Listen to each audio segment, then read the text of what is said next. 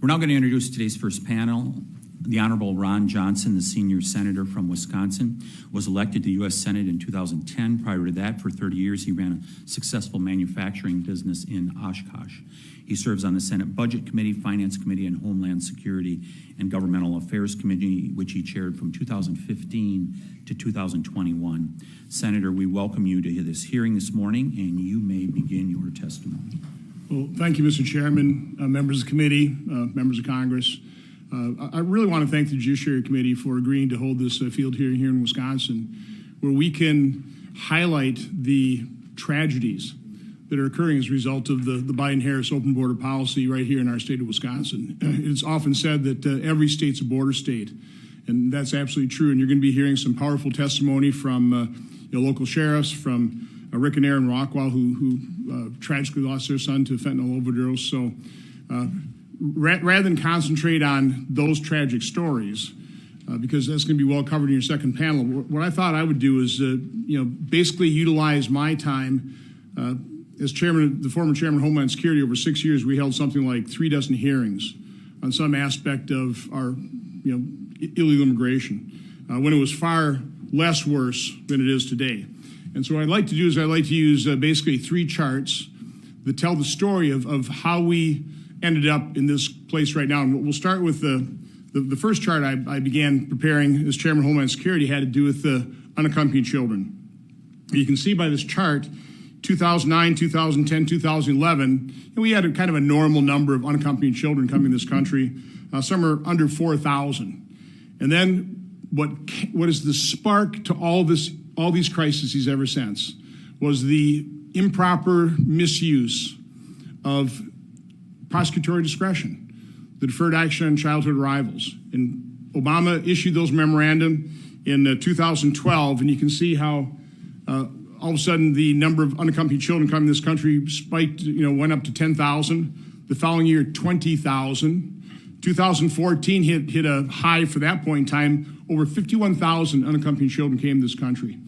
What was happening over those couple of years is people in Central America and elsewhere around the world realized that something had changed in America's immigration policy. I remember Senator Cornyn coming to Senate lunches talking about how he's hearing that in Central America, they're being told that you're going to get a white piece of paper called a permiso to come to this country. It wasn't a permission, it was a notice to appear. But that's how they basically took this change because of DACA and sparked a crisis. The next thing that happened is, in addition to unaccompanied children, is people got wise and they started coming into the country with their children or somebody else's child. And so we had a huge spike in family units. In 2014, over 68,000 family units exploited our asylum laws. So, Obama noticed that, and he took action. He started detaining families, and it worked. Because the next year, in 2015, family units declined almost in half to 39,800. But then, the immigration groups took the Obama administration to court because they didn't like anybody being detained. They were all in for catch and release. And you had a reinterpretation of the 1997 Flores Settlement Agreement, which stated that the DHS had to also consider accompanied children as part of that Flores agreement. In other words, they had to release into the custody of HHS children, even if they are accompanied by their parents, within 20 days. So the Obama administration had a decision to make. Were they going to, and by the way, the court would have allowed them to release the child into custody of HHS and detain their parents, or release the entire family. The Obama administration decided to release the family, and the result sparked the crisis that we're still living today.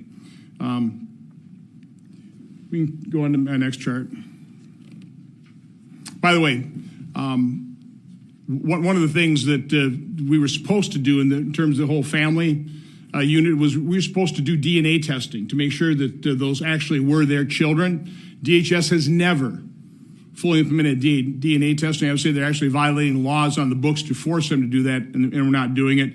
We actually held a hearing in June of 2019. And by the way, Vice President Harris was on my committee at that point in time, where we heard testimony of a child being sold for $84 to create a fake family unit to exploit our asylum laws. So, by the way, so the Biden administration knows, what they are causing. This is a chart that I have been developing and updating on a monthly basis. The one I gave to President Trump in April of 2024 that he's been using at his rallies. But what I've always liked about this chart is it shows the cause and effect. And so I'd kind of like to just kind of walk through it. Again, you can see 2012, DACA was announced. 2014, in the height of that crisis, Obama declared a humanitarian crisis when they were dealing with 2,000 illegal immigrants coming across the border a day being encountered. 2,000. I remember DHS Secretary Jay Johnson at that point in time said 1,000 a day was a really bad day and he was going to be in a really bad mood. 2015, you had the Flores reinterpretation. And when Trump took office after campaigning to close the border, people in Central America took that seriously. And so you saw a pretty dramatic dip in people trying to come to this country illegally. But unfortunately, the laws didn't change. And Congress would do nothing to change the laws. They wouldn't do anything to strengthen a president's authority to secure the border. And so President Trump had to deal with his own surge. But he dealt with it. In 2018, the Supreme Court ruled that the president it exudes deference. Current law exudes deference to the president to deal with the border, and he did so. So he initiated the Migrant Protection Program, otherwise known as Remain in Mexico, initiated and did agreements in Central America, the safe third countries, threatened tariffs against the president of Mexico to make sure that he got the cooperation of Mexico. And you can see the dramatic results. In 12 months, President Trump went from his high of about 4,500 people per day, again, all sparked because of DACA, but 4,500 people a day to less than 600 a day. In addition to that, and here's the updated chart now. Let's take this. Yep. In addition, President Trump, because of COVID, initiated returns under Title 42. And one of the reasons I've modified the chart here is because I've seen how Democrats have been claiming that President Biden now has gotten numbers down to where it was under Trump. Well, it's true the encounters are down about the same level. By the way, the reason the encounters went up from a low point of April 2020 is on the presidential campaign trail, every Democrat candidate for president said they were going to end deportations, offer free health care. And so you saw single adults starting to creep back into this country because they thought it was going to be an open border, which they thought right. But because President Trump instituted Title 42, you can see the very small number. It's that little gap there of people being let in the border. As a matter of fact, it was so low in December of 2020, even though it went from 17,000 in the month of April to 74,000 December, only 580 people were released that month under parole, 0.8%, 19 people a day. So, again, Trump had the border under control, and then President Biden used the exact same executive authority that President Trump used to close the border, to open it up, even though he denied it for 3.5 years until the media started reporting on this crisis of the border because Mayor Adams and Mayor Johnson started saying it was going to destroy their country, destroy their cities. The media could no longer ignore it. So all of a sudden now President Biden was forced to acknowledge this problem. He kept saying, well, Congress has to do something. Well, obviously Congress hasn't, because under political pressure, he started using that same executive authority, and he's brought the numbers down a little bit, but he's releasing, we don't know exactly how many, about 80%. In addition to that, what I've also added to this chart is he's also legalized pathways.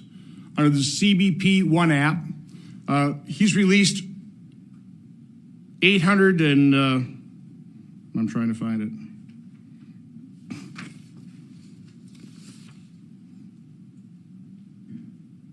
Well, I don't know where it went in my numbers here, but under the CBP One app, I think it's 800-some thousand. Under the CHNV, Cuba, Haiti, Nicaragua, and Venezuela, it's about 500,000. It's 30,000 a month for 18 months. So that's just the new legalized way. So they can claim like, oh, this isn't illegal immigration. They've just legalized a separate pathway. That's, by the way, that's what Vice President's candidate J.D. Vance was talking about when he was fact-checked by the debate moderators. So anyway, this is a huge problem. The open border, it is facilitating a multi-billion-dollar business model of some of the most evil people on the planet. Let's face it, the human trafficking, the sex trafficking, the drug trafficking. Again, you're going to hear about the rapes and the murders and the vehicular homicides. But we've also for sure got terrorists entering this country. Are they just as sleeper cells? What is it with tens of thousands of military-aged Chinese men, transnational criminal organizations? Again, the drug traffickers. I mean, if you go to Central America and you talk to law enforcement there, who are under the sway of the drug cartels, your new police officer there, you're going to be bribed, but you're also going to get a little DVD that shows your children and your wife going to church or going to school. So you can either accept the bribe and do the cartel's bidding and leave them alone, or they're going to threaten your family. If you're a taxi driver, the extortion, the kidnappings, if you're a taxi driver, you either pay the extortion or they put a bullet in your head and they light your car on fire.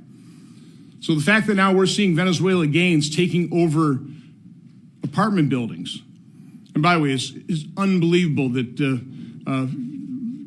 that a CBS, I think CBS commentator on Sunday morning would talk about only a few, just a handful of apartment buildings being taken over by Venezuelan gangs. Like, that's acceptable. But that we're just seeing the tip of the iceberg in terms of these gangs, these cartels infiltrating smaller communities, intimidating police officers, probably, not many, but probably bribing some under threat of killing their children or themselves. You can see where this is going. The gang activity, by the way, those unaccompanied children, when I was chairman, 70% were over the age of 15 and male. Perfect age for gang members, right? So again, this is an unmitigated disaster. We have only seen the tip of the iceberg of the mayhem, of the depredations that we're going to see long term. We're going to be dealing with this for years and decades. My suggestion is we do turn the page on this, and we actually elect a president who's serious about using that executive authority to secure the border. And by the way, we're happy to strengthen that authority. Weaken somewhat by the Flores settlement reinterpretation. We're happy to strengthen that. We just don't have partners on the other side that are willing to do it. But again, I truly appreciate you holding this field hearing, and definitely looking forward to hearing the other witnesses. And I'm happy to take any questions you might have. Yeah, thank you very much, Senator Johnson. I suspect there'll be a few questions. I want to ask a couple to kick this off. So you go to the very right side of that chart there, and you see some of those numbers that are dropping, and you alluded to that. Could this be tied at all? We're hearing reporting now that there are tens of thousands of people staging in southern Mexico that are some beginning their movement to the northern border of Mexico as with us getting towards Election Day, we suspect. Are you familiar with the reporting that's out there that there are tens of thousands of people that are staging down in southern Mexico? Well, I know you've done good work going down the Darien Gap and seeing the camps, of Chinese military-aged men. I don't know the exactly what's happening, and that's part of the problem is we don't have a transparent government. I mean, DHS, these numbers we're using are as good estimates as we can have. We've 12 million people coming in this country illegally, 10 million, 5.7 released. I mean, nobody really knows. 2 million gotaways. So exactly what's happening, I wish we had a administration that was transparent and honest with the American public, but we don't have that. And we certainly don't have a news media that is inquisitive and doing investigative reporting as well. The other question I have is, we're hearing from some that what was referred to as the Lankford bill was an answer to securing the border. Obviously, we passed H.R. 2 through the House of Representatives, came out of this committee, and which bill would have been better at securing the border? The House bill by far, and I appreciate you asking me about that because there have been so many lies told about what happened there. That bill tanked itself. for whatever reason, Leader McConnell decided to do secret negotiations, utilizing James Langford as the negotiator, would not be forthright in terms of what they're negotiating with the conference. I finally requested a conference meeting to finally get the information. What are you negotiating? That was a week before they introduced the bill. Our jaws dropped when we heard about the threshold, the 4,000 a day threshold to give the president discretion to stop processing asylum claims, and the 5,000 threshold would make it mandatory for him to start doing that. That got leaked over that week. When they finally introduced that bill by Sunday, that bill was dead on arrival. I don't know of any Republican senator that President Trump called up to tell him to vote against that bill, because on Monday morning, Mitch McConnell came in and said he's going to advise, even though this is the bill he negotiated, probably got Border Patrol to sponsor because they were looking for any port in a storm. But that Monday, following the introduction thing on Sunday, McConnell comes into a conference meeting and said, well, politics have changed. We got a presidential candidate. I'm going to recommend voting for cloture, voting no on cloture. Again, kind of surprised all of us because that was his negotiated bill. He knew it had no chance. It was such an awful bill. And again, it established those thresholds, basically codified an awful lot of, half of President Biden's open border policy. By the way, during the Biden administration, the average encounters is over 7,700 a day. You tack on Godaways, it's over 9,000 people a day coming in this country or attempting to come in. 9,000 people a day. Obama called it 2,000 a day a humanitarian crisis. So that would have codified 4,000 to 5,000 a day. Plus, by Congress saying that the president doesn't have discretion to stop processing asylum claims until he reaches 4,000, you would have weakened what authority the president already had. So on both fronts, codifying what President Biden has done to this country, this clear and present danger, and weakening presidential authority, that bill was a disaster.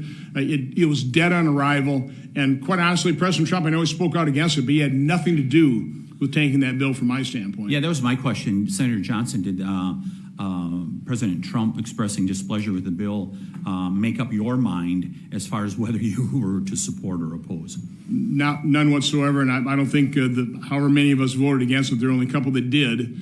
I don't think that had any influence whatsoever. Listen, President Trump was absolutely right coming out against the bill. We were already against it. Members, do we have any questions? Representative Gates?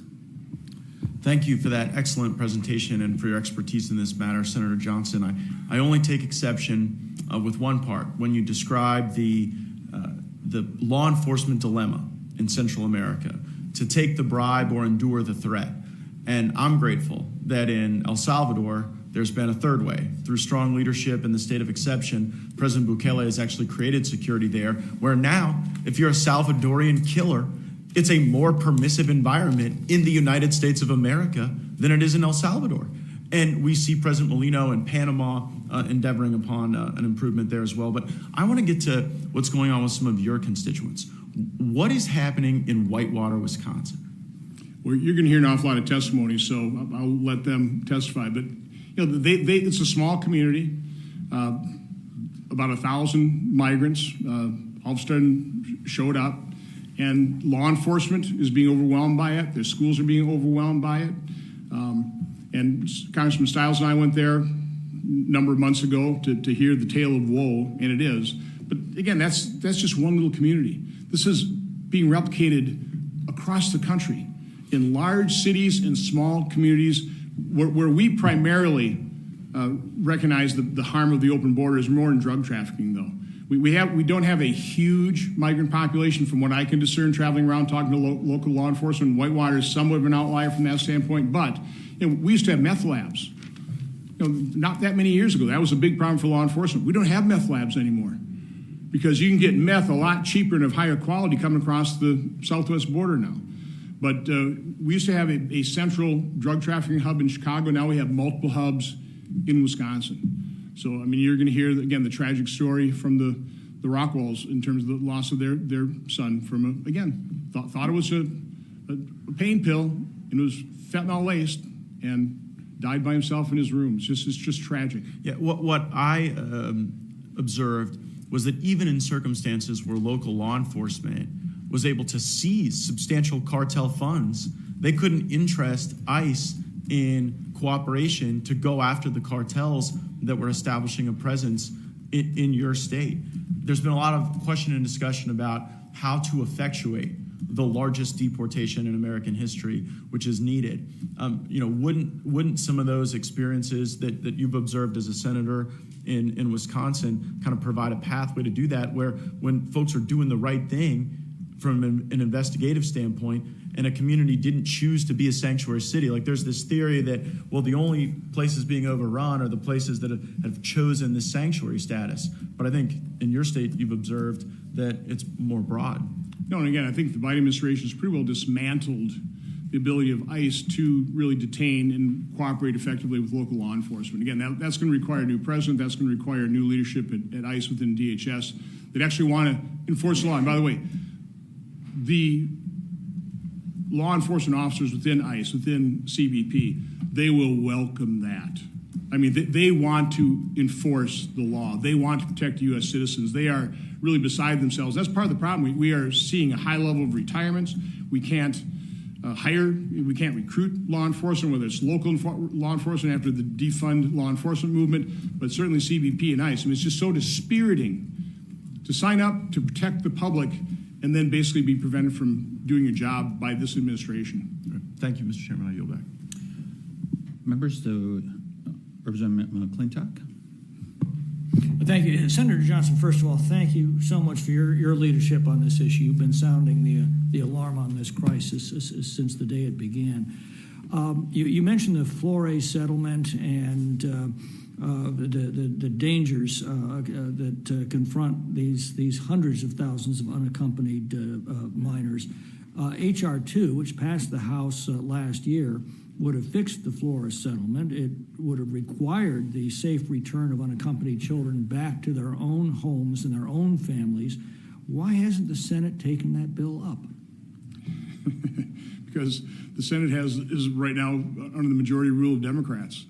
And the last thing they want to do is fix this problem. Again, people need to understand, Democrats, Biden, Harris, they want an open border. They caused this problem. And by the way, I do appreciate you bringing back up the UACs and trying to be somewhat succinct. I completely left out some of the field hearings we've had with Senator Grassley with the HHS whistleblowers. You know, the New York Times article, 85,000 UACs turned over to HHS, completely unaccountable for, and that's a low number.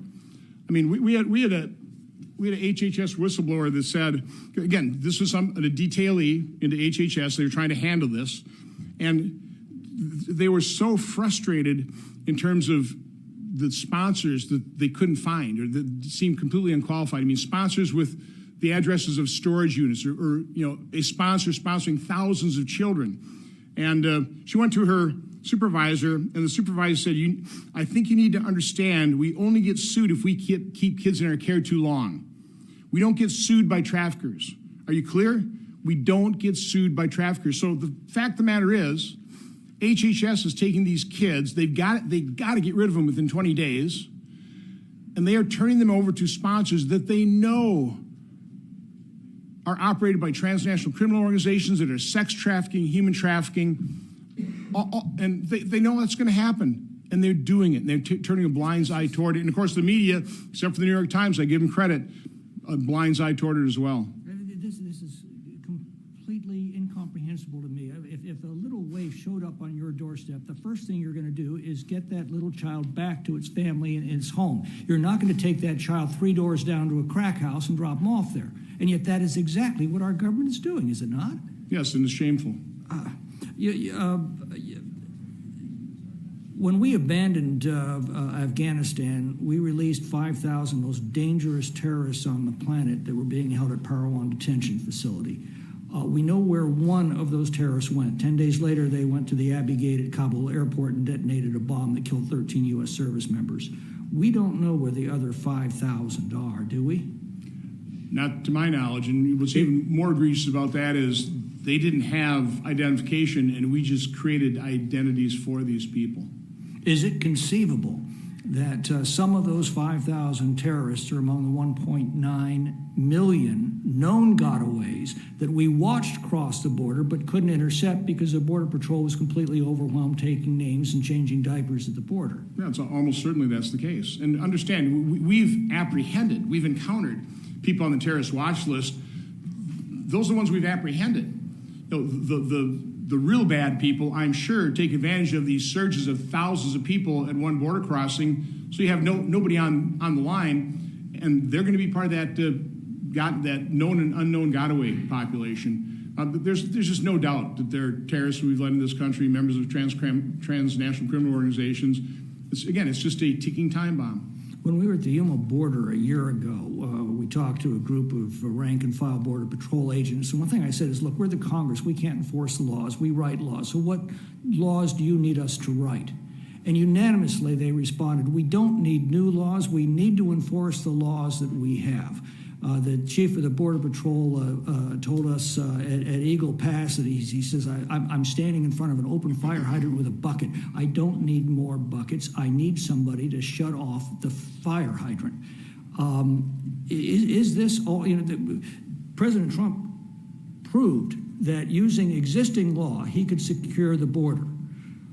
The laws didn't change on January 20th, 2021. The presidency changed. So is that ultimately in the hands of the American people, whether we're going to secure our border or not? Again, the Supreme Court ruled the president had, the current law exudes deference to the president. So he's got enormous power. Trump used it to secure the border. Biden used it to open it up. I would say that it would be nice to address the Flores settlement reinterpretation. I mean, Secretary Jay Johnson completely disagreed with that. It makes no sense. You can't detain a child with their family. That makes no sense. That could be fixed. We absolutely have to increase the credible fear standard. The standard ought to be, do you have a valid asylum claim or not? HR 2 does. It ought to be just that simple. HR 2 does that too. There are things that we could certainly strengthen, and we'd be happy to do that. But that's not what Democrats want to do. They basically want to codify this open border. And as you pointed out, the Langford bill would have made it impossible, would have forbidden a president to take the actions that Trump did until illegal border crossings reached 4, at least 4,000 a day. Yeah. Now, again, that's incomprehensible. You mentioned the border in Texas. I remember going down, I think this is before I became chairman in 2014, during the Obama's humanitarian crisis. And we were all singing the praises of CBP, who created this facility in McAllen, Texas. Because again, you have all these family units. You're really not sure. They weren't sure. Is this really the father? And so they separated within that unit in a very humane way. They had chain link fences and stuff.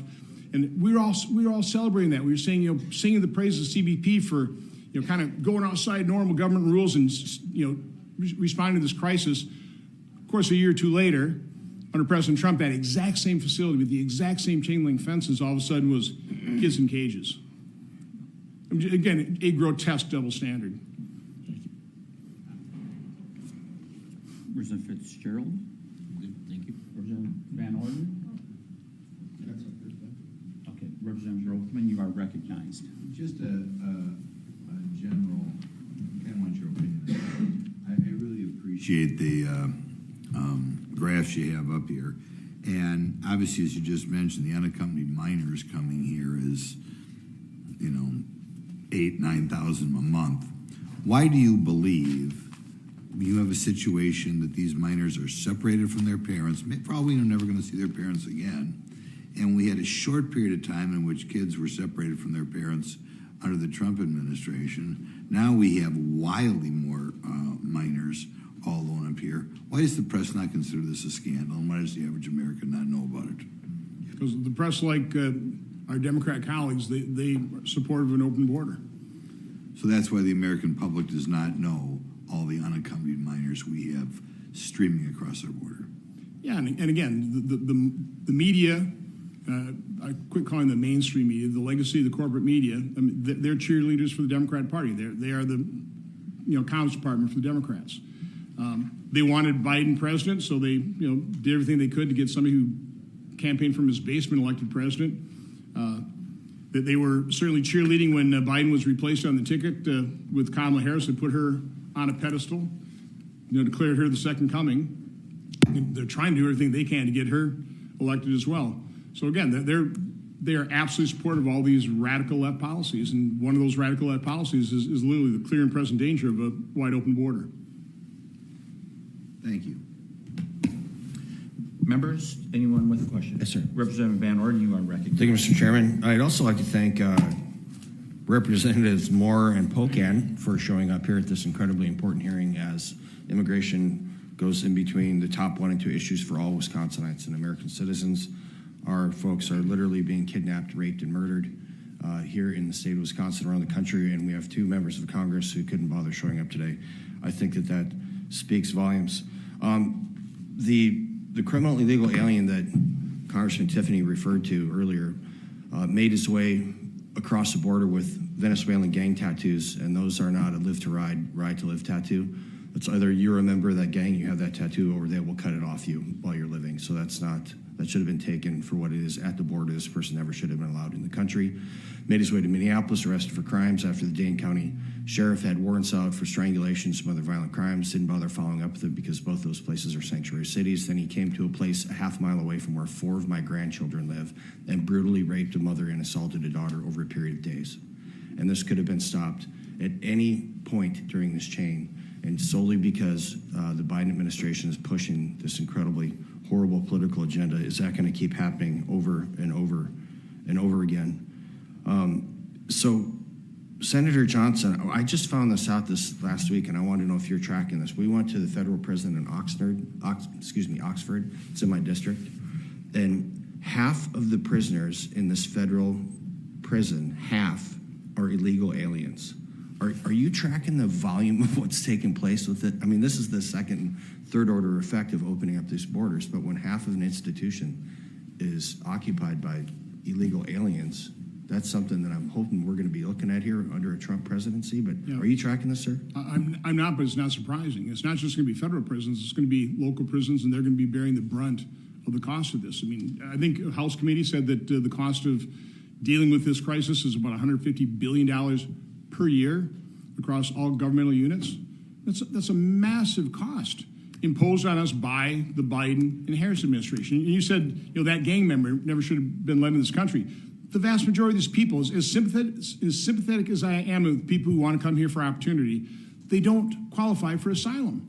Asylum is a very tough standard. You had to be persecuted by your government or threatened with persecution under some very limited, can't remember all of it, but race, gender, part of a club, some kind of social group or political group. Again, it's a very tough standard. Most people come to this country, other than the criminals, are economic migrants. And again, we might welcome them in a legal system, which is one of the travesties, by the way, of this open border. It is set back establishing a functioning legal immigration that is controlled, that brings people in to improve our economy. I'm for a robust legal immigration system, and we need one. We certainly need one here in Wisconsin. Certainly in your district with all the farmers. I mean, we need workers. We need laborers, and immigrant laborers do a great job. They come in here, they work their tail off, but it has to be a legal system. And you cannot establish that until you secure the border. And so Biden has set back establishing that legal system. I don't know how many years. So it's a travesty. It is. And we, just for a couple stats, at one point they had 17 to 20 some thousand rotating through Afghan refugees at Fort McCoy, which I represent. We went back and looked at every single Afghan that came here that was eligible for a special immigrant visa. I mean, they worked with the United States government during the war. Guess how many of those people qualify for SIVs? Probably not many. Zero. The answer is zero, Senator. I was right. That is less than not many. And the last thing is we're looking at about, 250,000 missing children, correct? The Biden administration has lost. Yeah, that's what the whistleblowers were talking about in our hearings, yeah. I mean, 85,000, that's what I said, that's a low number.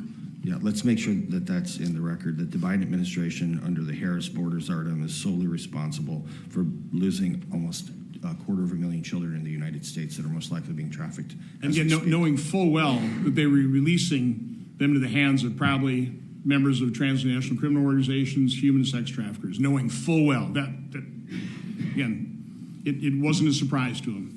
Yeah. With that, I yield back, Mr. Chairman.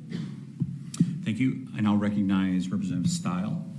Thank you very much, Mr. Chairman. Senator Johnson, thank you for being here with us today. Thanks for coming to Whitewater as we discuss the issue. We're going to get into that in the second panel. I just want to come back to your your chart here. Both of us come with, if we can keep the chart up, if you would. Can we keep that same chart? That chart has everything except, I think, one thing. What would that chart look like during the Biden-Harris administration if you added Godaways? About a couple million more people.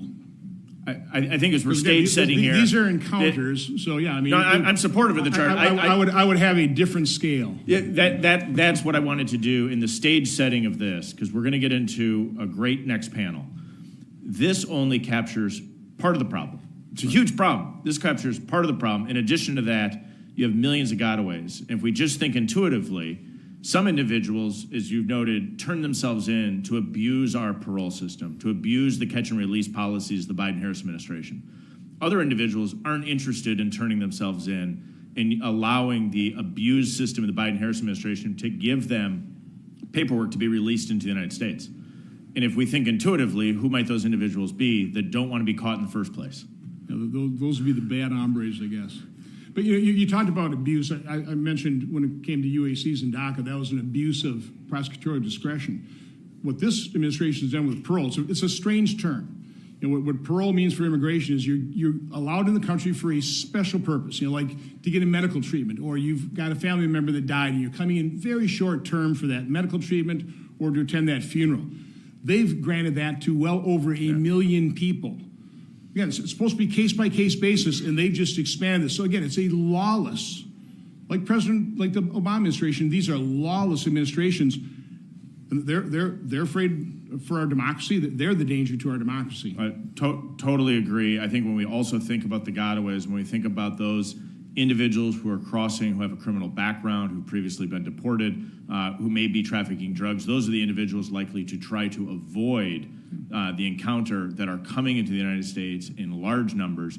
And then when we think about the policies of sanctuary cities, and we know Dane County operates as a sanctuary city because ICE makes it clear that Dane County does not coordinate with them, we know the danger that poses into our communities. It was pointed out by Congressman Van Orden, the impact that that's having in our state. And there was been state legislation where we could have had an opportunity to ban sanctuary cities here in the United States, and we've not been successful in doing that under Democratic leadership in this state. By the way, something you all know, the border with Mexico is 100% secure on the Mexican side. Yeah. I mean, you do not cross that until you pay the trafficking fee. Okay, so the cartels, they will funnel hundreds, thousands of people into one area so they can, probably the higher value, they'll probably get a higher trafficking fee for, trafficking the bad hombres as known or unknown gotaways.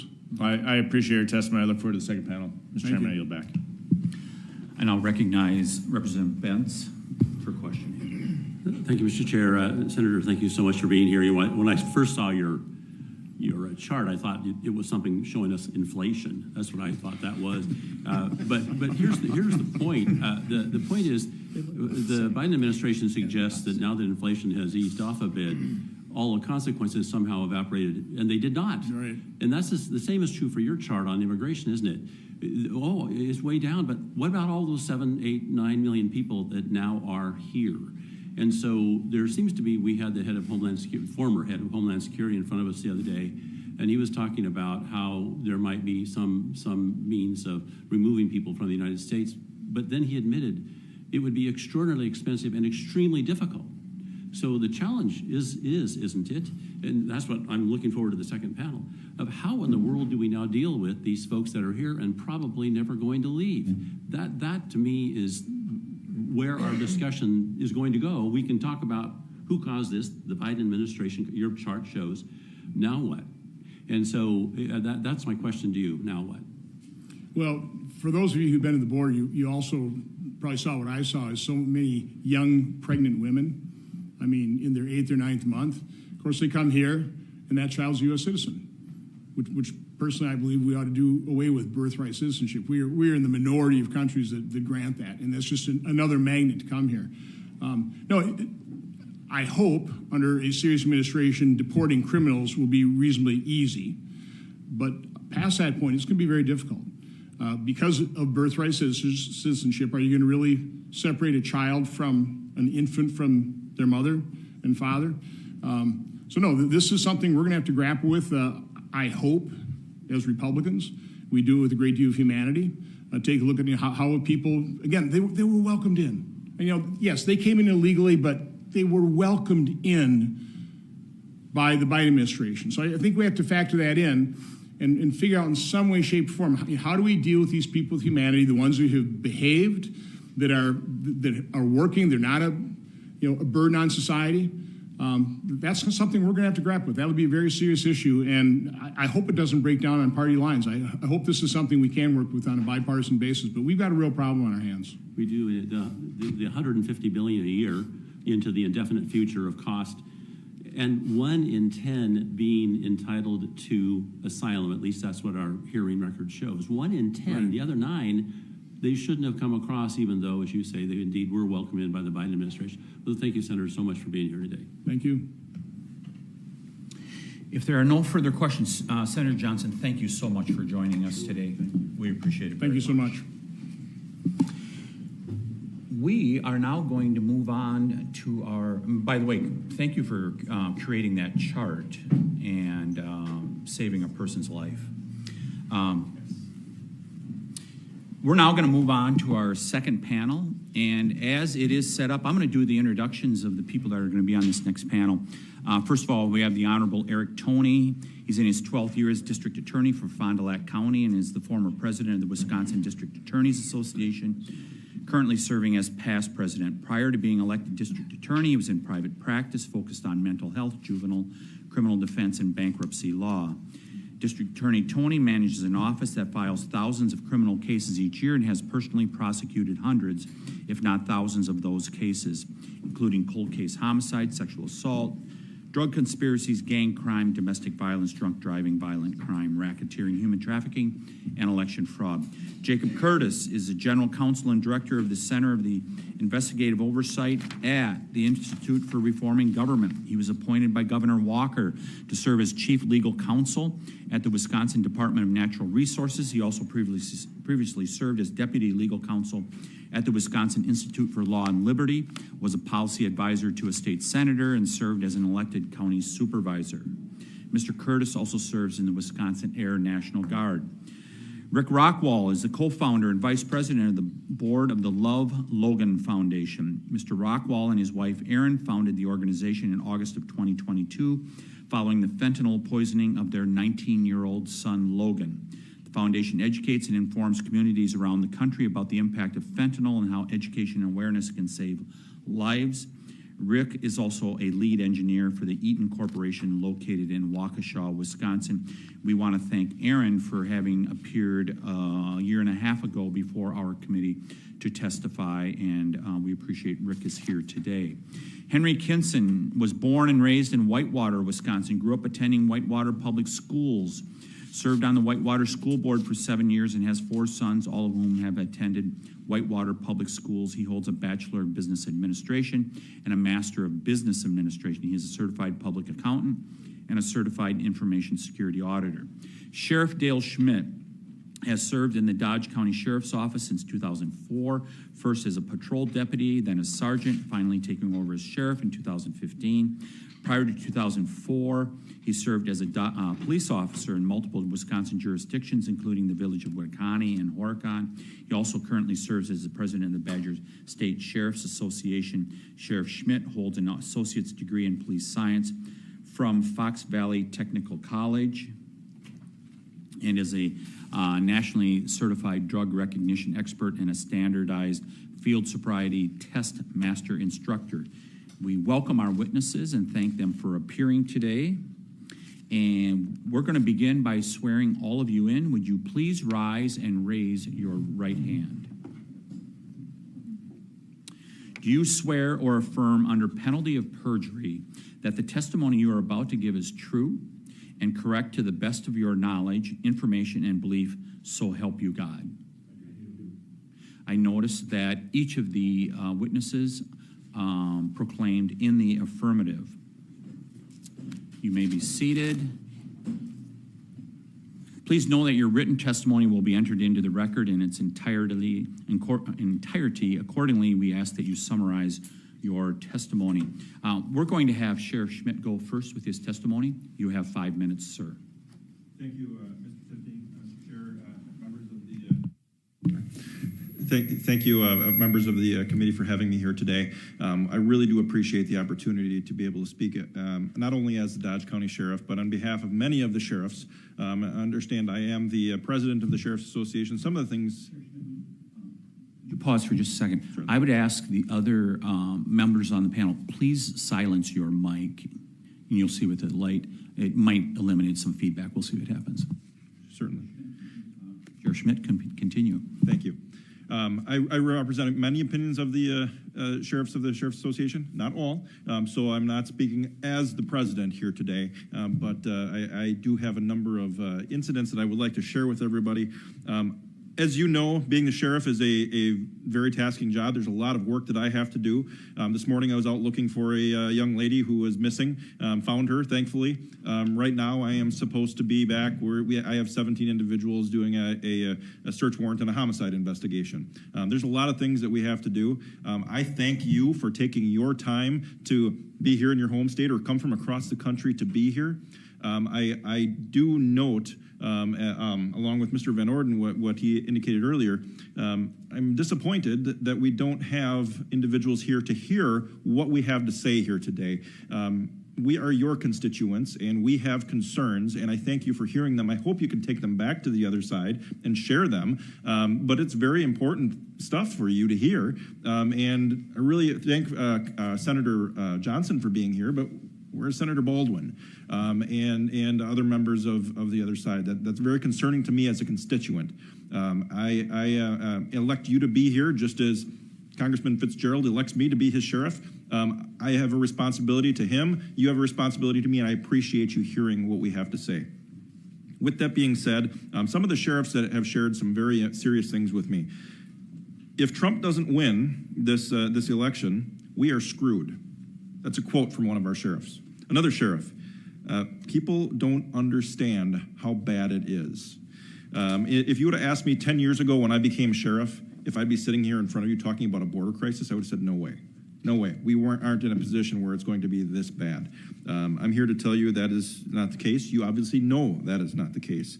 In my 24 years of law enforcement, I have never seen the type of criminal element from outside of our borders in our home state here of Wisconsin, our border state of Wisconsin, like we are seeing now. And it didn't take me long to reach out to our fellow sheriffs and say, hey, what have you got around the state for them to come back to me with some incidents? And there's crimes of all kinds from around the country, or around the state. I'm going to start with a couple of them in my own county that have happened here recently. The first one, really the first arrest took place under President Trump at the very end of his first term. The DEA, in collaboration with our agency, made an arrest of an individual from the Sinaloa drug cartel, in which they seized 81 pounds of methamphetamine. 81 pounds, that's a small human. 5.5 ounces of fentanyl. 5.5 ounces of fentanyl will kill 156,000 people. From one person, from a cartel member that lives in the city of Juneau. 3,000 people, my county seat. I'm here to tell you we have cartel members in every single one of the counties in Dodge County. In the state of Wisconsin. It is happening. And we thought, okay, the DEA is here. The federal government is here to save us on this one. No prosecution. He was arrested, no prosecution. They were going to work him. To this day, I don't know that this individual has ever been prosecuted for any of those offenses. In November of 2022, our drug task force came to me and said, hey, we've got this guy again. I said, what do you mean we got this guy again? I thought, isn't this guy in prison? No, we've got this guy again. They had some controlled buys into him, made an additional arrest, and ended up with 4 pounds of methamphetamine, another 4 pounds, 2.1 pounds of marijuana, and $51,000 in suspected drug money, which was all seized. My people did the right thing. I don't know what happened after at transition of power to the Biden administration, because under Trump's administration, they were doing a good thing. And then all of a sudden, it just fell off the table and nothing happened. 2 years later, into the Biden-Harris administration, we have to come back and arrest this guy, and we have possession with intent to deliver more than 50 grams of meth, possession with intent to deliver marijuana, 200 grams to 1,000 grams, maintaining a drug trafficking place, possession of drug paraphernalia, 3 counts of manufacturing and delivery of methamphetamine. Blows me away. We have him in prison now. The state is now paying for him to be in prison. He shouldn't have been here in the first place, and the state is going to pay for him to be in prison for 18 and a half years and then have him on supervised release for 10 years. When he shouldn't be here in the first place or should be in federal prison. That is a problem. That is a problem that's now on the Wisconsin taxpayers to take care of him. Another comment that was made earlier about law enforcement in other countries, we don't have them taking a hold on our state here in Wisconsin yet. It's coming. We will have more cartel members coming into the state of Wisconsin. We will have more instances of individuals threatening our families. It's going to happen, just like it happens in Mexico, if this continues, if we don't stop this. I'm fearful for my family. I'm fearful for the family of those that serve with me, that when we have cartel members in it, we're going to arrest individuals, that they're going to turn around and say, they're going to hand us that DVD and say, what are you going to do if we don't do something soon? Other incidents. We had a scammer from India tried to scam somebody out of $81,000 in Dodge County just last month. We were able to get in, intercept, and take this person into custody in the midst of the deal. We don't always get to do that. This was really cool. We got him in custody. He is now in our court system, and we are hopefully working on some kind of deportation process, but we got a $500,000 cash bond. We'll take care of it here at the state because the federal government isn't doing it. But I sure wish the federal government would. Fond du Lac County incident. Individual on March 22nd of 2024, the individual was stabbed. An illegal alien left the victim for dead. Just left her for dead. Fond du Lac County, in collaboration with 2 other counties, was able to take this individual into custody on multiple charges: first-degree intentional homicide, mayhem, first-degree reckless injury, aggravated battery. Those are all pending. Another Fond du Lac County, just over the county border. 12-year-old female had just shown up at somebody's door. She broke away from somebody who was sexually assaulting her, had her bound, had her gagged, had her blindfolded. She broke away. She had enough power to get away and get to somebody's home and seek help. And he paid for her. And he paid for her from her mother. Unbelievable stories that we're hearing right here in Wisconsin. Oconto County, an individual who was found dead laying in a park in Green Bay Shores State Wildlife Area. The Oconto County Sheriff tells me that his staff worked really hard on this, only to find out that this individual, the victim, was dealing, and this individual owed the suspect money. The suspect goes, finds him, picks him up at his home, takes him out to the park, a couple rounds, puts him down. And here we have a homicide in quiet Oconto County in northeast Wisconsin. I could go on time after time. There's all kinds of incidents. We have illegal driving, people not having licenses. We can't identify them. Incidents where we're stopping people on the side of the road, and we can't identify them. One incident on Highway 41, right in our county, 4 individuals. None of them would identify themselves to us. One of them we figured out who it was. 3 of them we took to the jail. One we find out has a U.S. Marshal Service warrant. And you know the U.S. Marshal Service warrants aren't cheap warrants. They're felony warrants. We didn't know who that was. 40-minute ride to jail before we figured out who it was. More and more of these individuals are coming into our county. Fentanyl is killing people. We have 1,500 people a year dying in Wisconsin because of fentanyl overdoses. And I would love to put up a border around Dodge County or around the state of Wisconsin, but we need the federal government to do that at our southern border. I appreciate your time. I've got so much more, but I know I'm out of time, and I'm welcoming your questions. Thank you, Sheriff Schmidt. And Mr. Curtis, you may begin. Good morning, Mr. Chairman and members of the committee. It happened fast and with little explanation or resources. In 2022, the city of Whitewater began to observe an increase in migrants from Central America. Whitewater Police Chief Daniel Meyer saw an increase in various law enforcement activity relating to issues not normally associated with local residents. He noted in an email to a Walworth County official that, quote, within the last month or so, our department has had contact with an increasing number of Nicaraguan migrants who have recently moved to our area. I don't have much of an estimate of how many people have moved into the city at this point, but a number of the adults have found jobs at larger businesses in our area. We recently have had a number of criminal investigations involving some of these individuals, and we've also had children from some of these families within the school district who have been reported truant. All told, from 2022 through 2023, the city estimates at least 1,000 migrants from Central America quietly established themselves in the sleepy college town of 15,000, a population increase of roughly 7%. The city has struggled to deal with the increasing strain on law enforcement resources, housing overcapacity, and the challenges associated with educating children with no formal background in schooling and often lacking basic English skills. These increasing burdens culminated in the police chief authoring a letter to the White House on December 28, 2023, highlighting the strain that had been placed on existing resources and describing the challenge as, quote, a critical humanitarian issue. A nearly identical letter had been sent the previous week to DHS Secretary of Homeland Security Alejandro Mayorkas. These letters resulted in additional communications from Wisconsin's Congressional delegation and the Wisconsin legislature, as well as a significant number of state and national media requests. While many media outlets moved on to the next story, the city of Whitewater has continued to struggle to meet the demands from the newcomers. In order to determine the full extent of the challenges, on March 14, 2024, IRG's Center for Investigative Oversight submitted a series of public records requests to the police chief, who fully complied with the request and provided over 400 responsive records. IRG's review of the records provided by the city uncovered numerous revelations, which were detailed in a June report that is being provided to the committee. The 8 key takeaways include the following.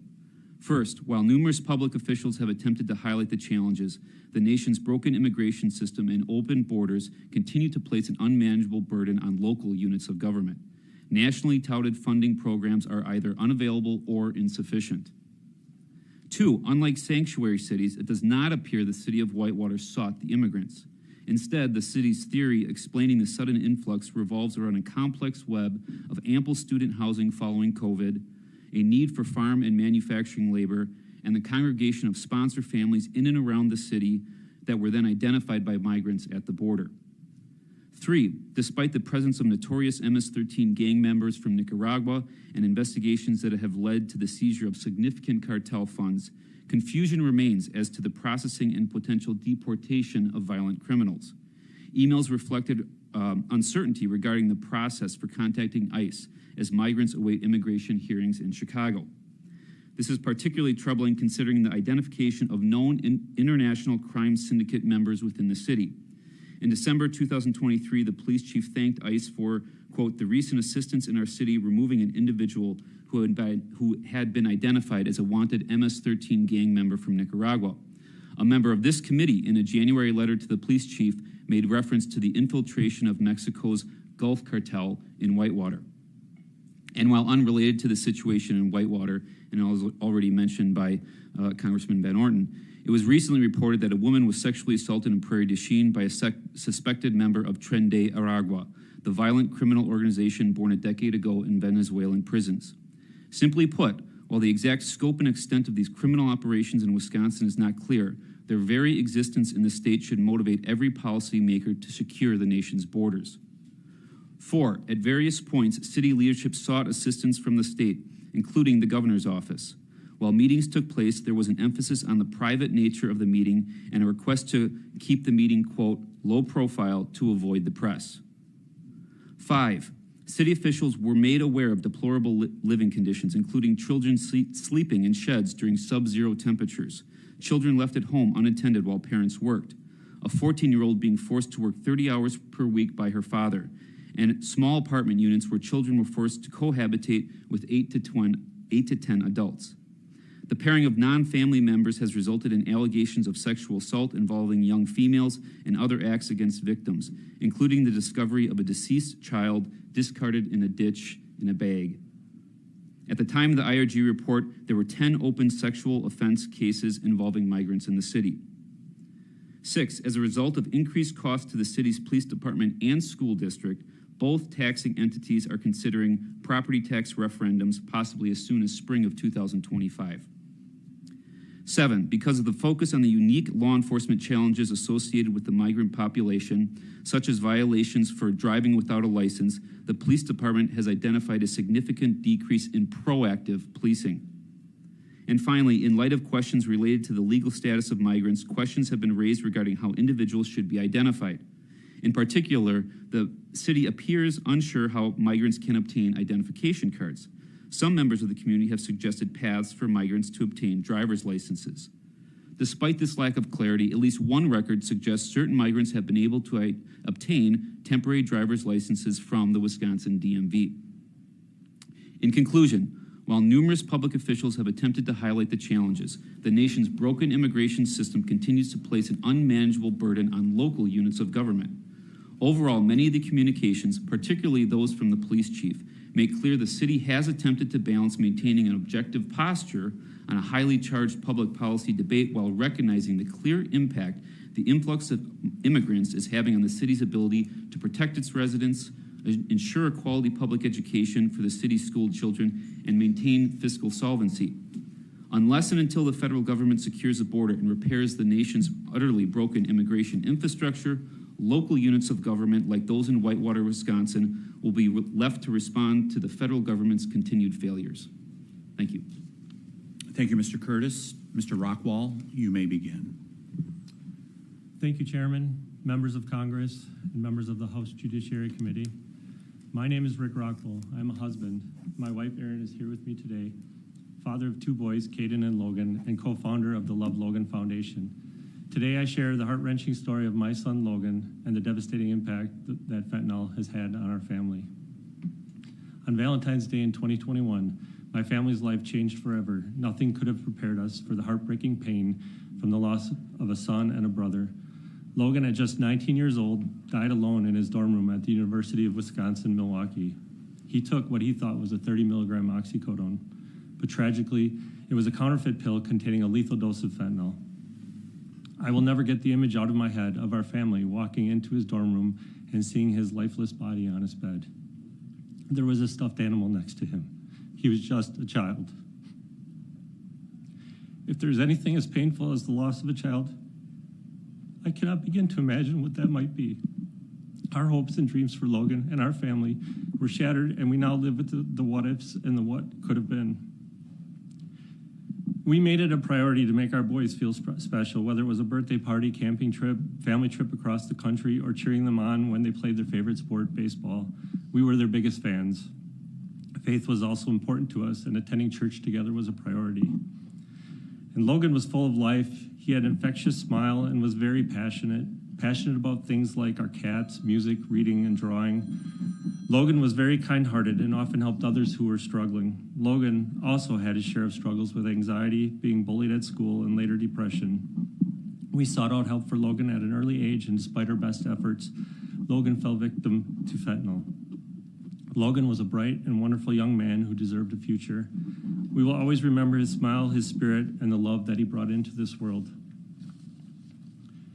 As mentioned, the pill Logan took was laced with fentanyl, a substance so potent and addictive that as little as 2 milligrams, equivalent to just a few grains of salt, can be lethal. Fentanyl is the #1 killer in our country for ages 18 to 45 and has contributed to approximately 150,000 deaths between the years 2022 and 2023. This is over 200 deaths per day. Where is the urgent response from our elected officials? In 2022, we lost an average of 22 teenagers per week from drug overdoses and poisonings, primarily driven by fentanyl. That is like losing 1 classroom each week for an entire year. Again, where is the response? Fentanyl overdoses and poisonings in Wisconsin from 2019 to 2021, the year Logan died, increased by almost 100%.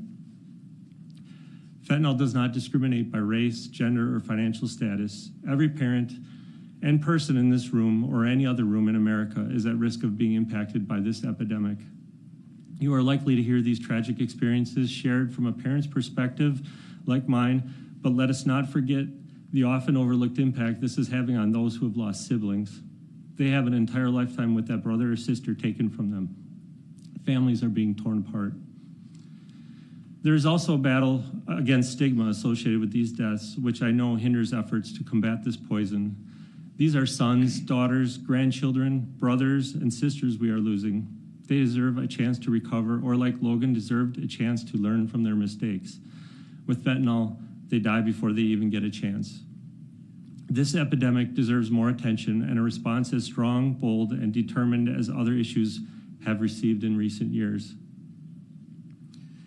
We secure our homes by locking doors and regulating who enters. Our government under the current administration is failing to do the same for our country.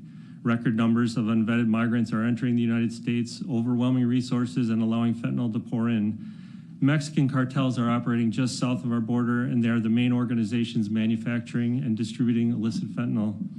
These cartels, driven by greed, have no regard for the lives lost from the poison they are pawning. These criminal organizations are in our own backyard, and yet our borders remain wide open. Increasing awareness and education about this crisis is crucial. This responsibility has largely fallen on the families of victims like mine, who have taken up the cause through advocacy and nonprofits. In 2022, my wife Erin and I founded the Love Logan Foundation to raise awareness and support other families impacted by fentanyl. We want to end these tragedies like the young man who died just 9 months after Logan in the same dorm building from the same type of pill. Again, the same school, same dorm, 9 months later. Where was the awareness? Our government must also step up to educate and raise awareness to protect families from fentanyl. As I mentioned earlier, fentanyl is the #1 cause of death in our country for ages 18 to 45, with over 200 lives lost each day. Given those numbers and the drastic increases in fentanyl-related deaths at even younger ages, there is an urgent need for comprehensive strategies to combat this crisis. Our families deserve better, and that starts with better border policies and a commitment from our leaders to prioritize the fight against fentanyl. We cannot continue to lose our children to this preventable tragedy. Erin and I learned the hard way that there is no level of involvement, number of vacations, Sunday school lessons, amount of money, or parental love that can eliminate the threat of fentanyl from our families. We need our leaders, the guardians of our nation, to honor their oath of office by protecting our country and keeping our families safe. I lost my son Logan, a wonderful human being who deserved to learn from that tragic mistake that took his life. Please remember my son and every other American who has lost their life to fentanyl poisoning.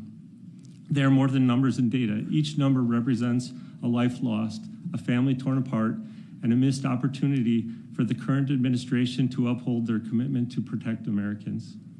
Thank you again for this opportunity. Thank you, Mr. Rockwall. Your son will not be forgotten. Mr. Kinson, you may begin.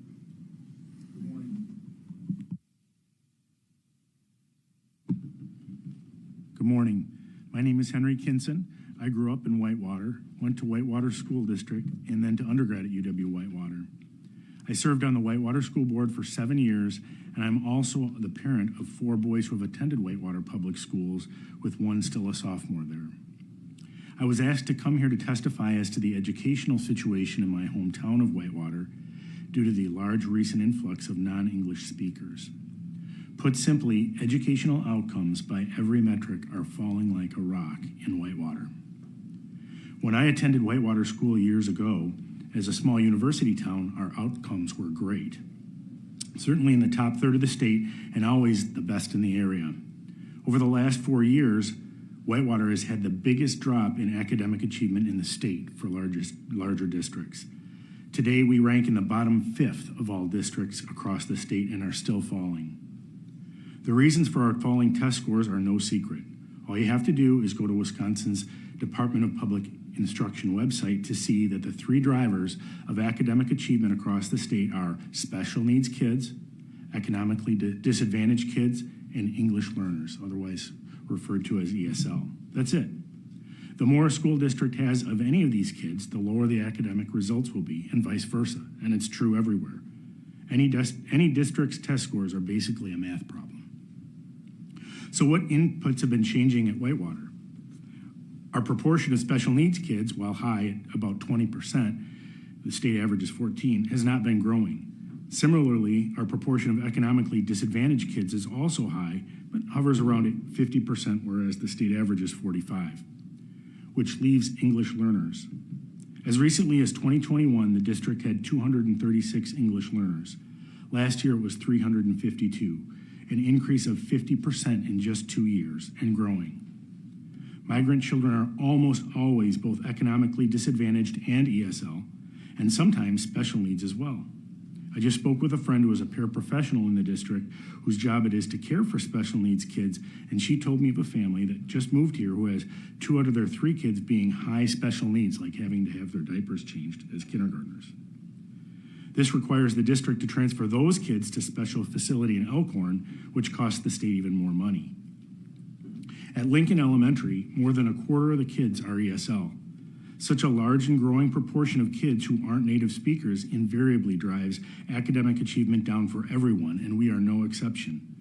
Last year, with 25% ESL kids in the school, Lincoln sent 80% of its 5th graders into middle school testing below grade level in English. This data is public, it's from Wisconsin's own DPI. To combat this, the Whitewater School District spends hundreds of thousands of dollars trying to get the migrant kids up to speed. But these expenditures necessarily come at the expense of other things, such as lowering teacher to non-ESL student ratios, so overall test scores drop. Another dynamic that many people don't think about is open enrollment. Here in Wisconsin, we have public school choice. So if you don't want your kid to go to your home district, you can enroll them in another one. As Whitewater's academics have declined, the number of parents placing their kids out of the district has increased, which further depresses test scores and decreases revenue, as the most involved parents are the ones most likely to move their kids somewhere else. Hundreds of Whitewater parents do this every day, with more than 200 kids going to schools outside the Whitewater district, more than 10%. This includes our own school board president, who sends her kids to neighboring Elkhorn to attend school, where they have less than 5% English learners and much higher test scores. There's a boy who lives in the district who got a perfect ACT test result this spring, but he doesn't go to Whitewater schools. This movement of students outside the Whitewater district costs us almost $2 million a year in revenue and illustrates the negative feedback loop that can occur as a district faces a large influx of English learners like the ones we are experiencing real time. To see what we are heading for, we don't need to look any further than our neighboring district of Delavan, which began facing an influx of English learners about 30 years ago. It now has the highest proportion of resident kids in the state enrolling out, almost 40%. 40% of the parents in Delavan send their kids outside of Delavan. It has perennial problems passing referenda and low test scores that are actually worse than Whitewater's, but Whitewater is not far behind. I'm often asked what can be done to remedy the situation. At this point, I will ask anyone who will listen, please just stop the bleeding. This is a problem not of our making and out of our control. It is frustrating hearing politicians imply that the residents who care about their kids' instructional quality are somehow racists or xenophobes, as their own children attend classes at public and private schools with few to no English learners. Some of our classrooms are half English learners. Thank you, and I look forward to answering your questions.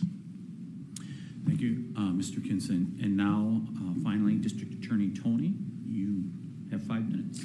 Thank you, Mr. Chairman and members of the committee, and thank you for being here in Wisconsin today. I want to just begin my comments by Rick, thanking you for sharing your story, and condolences to you and Aaron for the loss of your son, Logan, and the work that you're doing that I think is undoubtedly saving lives.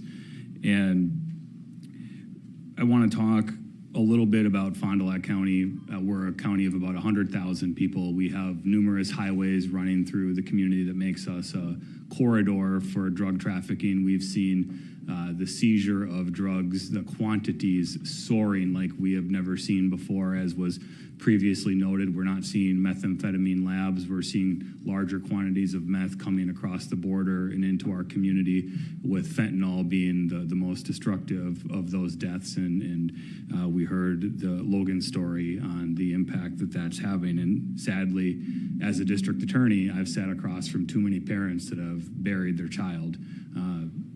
And those conversations are never easy. When we're actually able to file a criminal case, they have to come back to court day after day, month after month, sometimes year after year, to relive that trauma. And these are all avoidable deaths if we just had control of the southern border to prevent the flow of fentanyl coming into the United States. And it's not just the drug overdose deaths, but I think the numbers are staggering. In Fond du Lac County in 2019, we had 19 overdose deaths. In 2020, it was 27. 2021, it was 20. 2022, it was 23. And then last year in 2023, it was 32. And these are all families that don't get to say I love you to somebody that they hold dear, whether it be at Thanksgiving, birthdays, holidays, family events. And this is all a direct consequence of the southern border crisis with drugs pouring into our country. And the fentanyl crisis cannot be underscored enough. We need to make sure that we don't have more families that experience what Rick and Aaron experienced, and it is something that we can gain control of. We've seen the graphs and some of the efforts that have been done during Senator Johnson's presentation. And it's not just the drug overdose deaths that we're seeing, it's the attempted homicides, sexual assaults, human trafficking. With the testimony that I submitted, I included the criminal complaints from the cases that we filed, and ethical obligations have to make sure we know that those individuals are presumed innocent unless or until proven guilty. We have 4 people charged in one drug overdose death in the city of Ripon, where Vice President Harris recently visited, and a couple of them are juveniles that were charged in that homicide in relation to the delivery. And these are circumstances that a family can do everything right, and they're not able to stop the scourge of fentanyl from taking a loved one. We have seen stories from across the country, whether at Lake and Riley to Prairie du Chien, with these issues, and it's creating a tremendous stress on our criminal justice system with the work that law enforcement is doing on the front end of trying to identify individuals that are in the country illegally, committing crimes. If they don't have a fingerprint identification system, that can prevent challenges. And talking to Sheriff Schmidt earlier, his agency recently purchased 6 of those, which can help identify who those individuals are, because they may not have identification, and that can make law enforcement job much more difficult. And then when we have some of these very serious crimes that result in a hospital stay, we know that some of our hospitals struggle with bed space, and that can create various issues as well. That there are issues that go beyond just the stories that we see in the news, and it's happening day in and day out across Wisconsin and across the country, but they're all avoidable. And one of the things we've had to do in Fond du Lac County, we've had enough cases come in where we need an interpreter time slot so we can handle those cases, and that had to be expanded to a second time slot because we have so many of those cases, and they can take 20 minutes for one case with the translation, which sucks up the prosecutor time, public defenders, courts, clerks, and adds to the cost that taxpayers are having to fund. And when we have more illegal immigrants that are being prosecuted for crime, sometimes our jails operate at thin margins, and counties are having to look at building new jails, not solely because of that, but that's part of the issue. And we're looking at that in Fond du Lac County, and a county our size is looking at well over $100 million to consider building a jail. And those are real costs to taxpayers in our community. And I want to just share a much more minor personal experience that I had that pales in comparison to the loss that Rick, Aaron, and so many others have suffered from fentanyl. But I was driving in the city of Fond du Lac last April, and I was rear-ended while driving, and then pulled over, and I was rear-ended again. And the person that hit me fled the scene. And I am appreciative that his license plate fell off his truck so that we were able to identify him. And it was a day where it was the first warm April day of the year, and law enforcement was slammed. So I was waiting over 45 minutes as our law enforcement was responding to more serious calls. Had to take my passenger to the hospital to be evaluated for a concussion, and thankfully she was doing well. But ultimately, the guy actually came back to the scene as well because he thought we were gone. And during the investigation, we found out that he was in the country illegally, and he didn't have insurance, and it ended up totaling my vehicle. And as you might recall, trying to buy a vehicle around April of 2013 was quite expensive with inflation and the limited inventory. And those are consequences that people suffer day in and day out across the country, which are much more minor, but can have a significant impact on those that don't have significant financial means with those type of violations. And so we have individuals that are suffering from the consequences of crime committed by illegal immigrants. And I do want to just close by noting America is a nation of immigrants that offers hope for a better life, a safer future, and we are that shining city on a hill, and that's why people seek to come here. My family experienced that. My great-grandfather came to America from Lebanon. My grandfather fought in World War II. My dad was a police officer. I have the honor of being a district attorney, and we know immigrants have built our nation, and we support it, but it has to be done legally to prevent the consequences and the crime that we're seeing and the fentanyl that's pouring across our borders. And we appreciate you taking the time to be here to listen and hear the concerns that we're experiencing. Thank you. Thank you all for your testimony. We're going to proceed under the 5-minute rule. Sheriff Schmidt, I think you have a hard stop. Is that correct, at 11:30? I built in a little bit of extra time. So I would like to pose a question before you leave here. Some states have made compliance with ICE mandatory, but Wisconsin is not one of them. Is that correct? That's correct. Would requiring counties to comply with ICE help prevent these repeat offenders? So you perhaps heard the story up in Russ County where you had a repeat offender drunk driver, ran a truck driver off the road. He's now dead. 3 daughters, no longer have a father. By requiring compliance with ICE, could some of those situations be caused to not occur? Absolutely. We struggle as sheriffs under the current law with even maintaining somebody just on an ICE detainer. Once their crimes have been resolved and we have no additional reason to hold them, the detainer, as is written today, does not allow sheriffs to hold somebody for ICE so they can continue that process. In addition, there are many agencies that have told me they will not comply with ICE, period. And that tells me that individuals are breaking the law, and whether that be federal or local law, and they're getting away with it. And what does that tell? When you're not holding somebody accountable for their crimes, that enables them to commit additional crimes. And having that mandate that you must comply with ICE certainly would help be that carrot and stick to make sure that we are holding individuals accountable when they break the law. Thank you. Mr. Rockwell, so in testimony that we received in Washington, D.C. from Secretary of Homeland Security Mayorkas, we also had Sheriff Mark Daniels from the border, Cochise County, Arizona there, and they gave 2 diametrically opposed responses to the question in regards to fentanyl coming into the United States. Secretary Mayorkas said it is not tied to the open border. Sheriff Daniels, who is in Cochise County on the border with Mexico, said it has had a direct impact since January 20th of 2021 when we've had these open borders with the amount of fentanyl coming into this country. Which one do you believe is correct? I believe that it has a direct effect. The fentanyl is flooding in.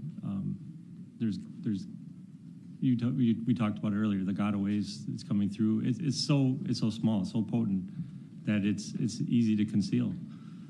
With the resources that it's taken to process all the immigrants coming into this country, I don't know how they could do their job. Yeah, as you've talked to law enforcement, perhaps other officials, since the day that you lost Logan, have they alluded at all that the amount of fentanyl has increased exponentially over the last few years? Do any of them share that with you? We have not had much contact with law enforcement in regard to that area, but undoubtedly it's increasing exponentially. So since you started your foundation, I'm assuming you've run into that you've had much more contact with families that have suffered the same fate as your family. Is that correct? That is correct, yes. We come in contact with, we've come in contact with hundreds. And then, in networks, we have contact with thousands of people that are in the same situation that we are. Do they have a consistent message of how this could have been prevented? Well, it definitely can be prevented by stopping the source, that's for sure. It's a multifaceted approach, but stopping the supply would definitely help. Thank you for coming here today. I just want to put a question to Mr. Curtis. So, if we have 4 more years of what has happened since January 20th of 2021, is this situation going to get better or worse for the United States of America? Sir, I think obviously our focus was on one small community, but I think that kind of answers the question that if you extrapolate this across the country, I think there's just been so much focus on large municipalities, whether it's Chicago or New York or Dallas, Phoenix, and those are certainly concerning situations. But if you just look at proportionally what's happening in some of these cities, 1,000 immigrants may not be much in a place like Chicago, but and the police chief made clear that was a very conservative number based on the number of students in the district. Obviously, as we've talked about this morning, as Senator Johnson pointed out, there are a lot of individuals coming across the border that are single individuals with no children. So the point being, that estimate by the police chief, he has noted himself as conservative.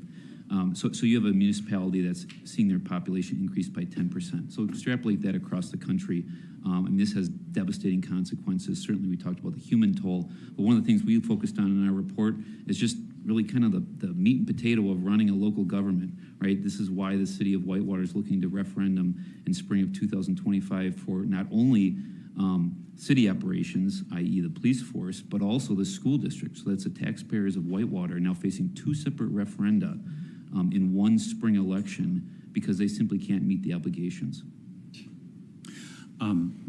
My time is up, but I want to ask one other real quick question. In your paper, it alludes to discussions were being that the city of Whitewater wanted to have with the governor's office, and the governor's office insisted on this being a private discussion. Why would that be? Put it this way: did you were you ever told why they insisted that this be a private discussion and not a public meeting for what is a very public problem? So first, to be clear, we actually interviewed nobody for this report. We intentionally focused on the 400 records that were provided by the city because it was an objective review. And when I say records, I'm using that in the legal sense, where one record may be an email with numerous attachments. So it's fair to say we reviewed thousands of pages of records in this situation. And so we just wanted to see what the situation was in the words of city officials. Private communications that are obviously ultimately public records.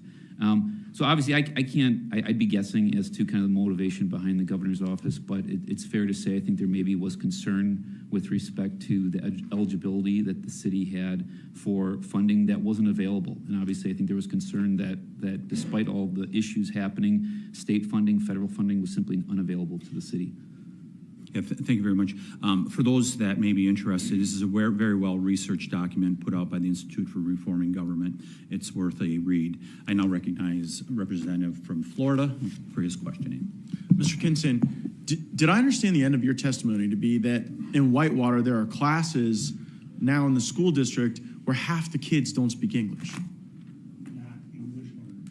I mean, they are English learners. Yeah, their English is a second language. Correct. So how do the teachers deal with that? Well, one of the ways is we actually have a second teacher who translates. One of the ways is that we have a second teacher there who translates. And so who bears the cost of that? Well, the district. And is that one of the reasons why the local governments are having to pursue referenda, is just the cost structure? Or how does that get absorbed by the district if you're doubling your labor costs in some of those classrooms? Well, the district's never going to tell you that, right? Instead, money's fungible. So they'll say, well, we need it for the roofs, right? Well, they spent the money for the roof somewhere else. But, aside from the money, it affects the educational outcomes. Honestly, that's what concerns me more than the money, is that the educational outcomes for the other kids, it affects them all. There is no cohort in Whitewater of kids, cohorts educational speak for any subgroup of kids, that's not testing below average. Boys, girls, native speakers, ESL, they're all below average. And that wasn't the case before this influx of migrants, right? Right. It's been steady decline. So what do you say to those who say, this is your obligation? We're the richest country in the world. We have all the benefits of being Americans, and really, it's the duty that we have to open our doors and invite migrants to come here and utilize our services. Yeah, their kids don't go to Whitewater. And why do you say that? Well, the people who are most likely to say that are sending their kids to a public school, or more likely a private school, where they probably don't have one or two English learners in their classrooms. Really, so it's the public schools with the working class people that you're testifying bear the brunt of this, not the people who have the money and maybe just even the time, to be able to drive your kid outside the district to another school. Well, take our representatives, for example. Tammy Baldwin doesn't have any kids in the Whitewater schools. She doesn't have kids, right? Governor Evers doesn't have any kids in the Whitewater schools. But Governor Evers came by to say Lincoln was a success story. Lincoln is not a success story. 80% of the kids were testing below average. We're not at grade level in 5th grade. That's not a success story. That I think that's in spite of the efforts that these teachers are taking on a Herculean task, right? So this is no reflection on the teachers at all. I mean, I have a lot of friends who are teachers, but they're fighting an uphill battle. Yeah, and I wonder, to what extent is this just the front end of the wave? Is every town going to be Whitewater soon? Here, there was a unique circumstance where there was excess housing available. There was a need for work in agriculture. So, a substantial percentage now of the town are these migrants who've taken up there, right? Well, I think what happens is that there's a critical mass, right? If you have one or two kids in a classroom that aren't English speakers, it's not going to set back the instruction. But you get to a certain critical mass, and then all of a sudden, it affects everybody. And what is that critical mass? I'm sure there's some person smarter than me who could tell you that, but we're at it. Yeah, I wonder, because I actually know a little bit about that. When there's a student who is not speaking with proficiency or learning at proficiency, it's very different than when you got a third, half the class that caused the teacher to have to not even teach to the middle of the class, but to teach to the bottom of the class, really. And then you don't get that achievement. I think that the people who want open borders are willing to accept that as just an acceptable cost of open borders. That if students don't do as well, if our hospitals, if our schools are overrun and overburdened, that's okay so long as we're serving this broader goal that they have of open borders. And that just strikes me as cruel. It's cruel that you would subject students to diminished learning for this social experiment. Do you have any other reasonable explanation for it? I don't, and in fact, you see that dynamic at Whitewater because it's a liberal town. So a town that used to be really focused on education now all of a sudden are totally disinterested in test results. You just never see them talked about, right? And when I bring them up, I'm the devil there. They totally don't want to talk about it, right? And it's like I said, our school board president sends her kids somewhere else. Well, I appreciate you being here. My time's expired, but I would think that rising student achievement would be something that could unite people, even of different political persuasions, and the things that diminish that achievement should be dealt with and not just accepted as a cost of doing business. But thank you very much for your testimony. I yield back. Thank you. Now recognize the representative from California for 5 minutes. Thank you. Sheriff Schmidt, a few weeks ago, Tulare County Sheriff Mike Boudreaux testified before this committee that the Sinaloa cartel has already sunk deep roots into his county in California. Their activities include the murder of cartel opponents, rampant extortion of small businesses, and criminal activities that include drug and human trafficking. He testified that the cartel was so well organized that they'd actually divided the state into regions with their own regional units, including assassination units.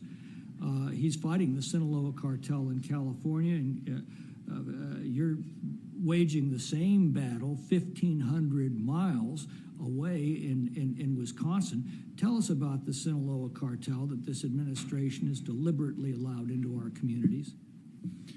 Well, I'm hopeful that we don't get to the point of where California is. I think right now we have it to a point under control here in Wisconsin, as far as there's only a few of them, and they haven't gotten to the point of what you're seeing in California.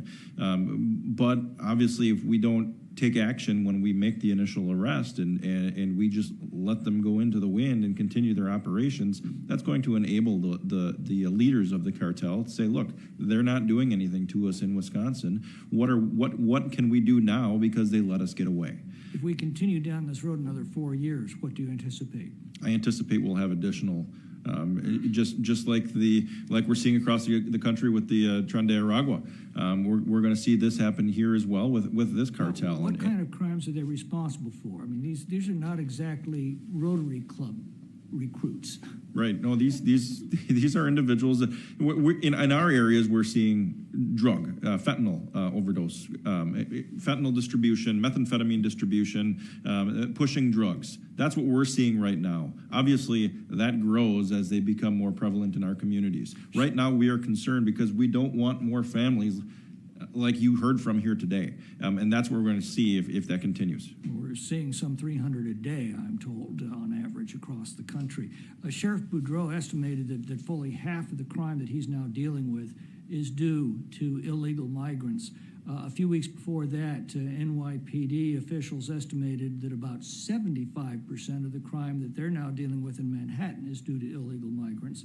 What percentage of the crimes would you estimate that you're dealing with are now due to illegal migrants in your county? I believe it's growing. It's a much lower rate yet. We still have hope here.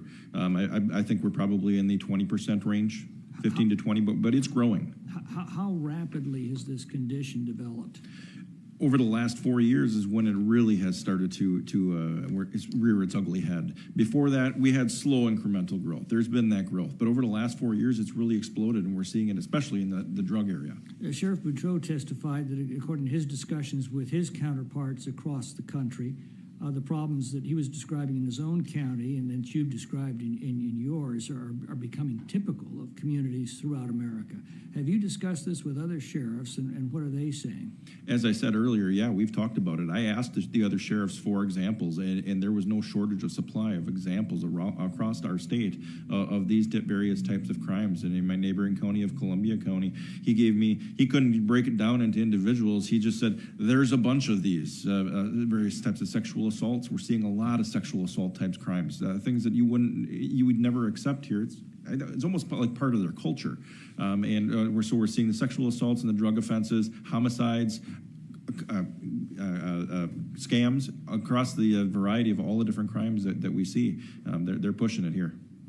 Mr. Curtis, what we seem to be seeing is that illegal migrants concentrate in very large numbers in very short periods of time in small towns and then completely overwhelm those local communities. So a lot of communities haven't faced this yet, but for those that do, the effects are devastating. What would you say to those communities that have not yet seen this influx into their towns and neighborhoods? Great question, sir. Unfortunately, a lot of this does come down to resources. As we've heard from a school district standpoint, you need to be prepared if you're going to see this influx of ESL students.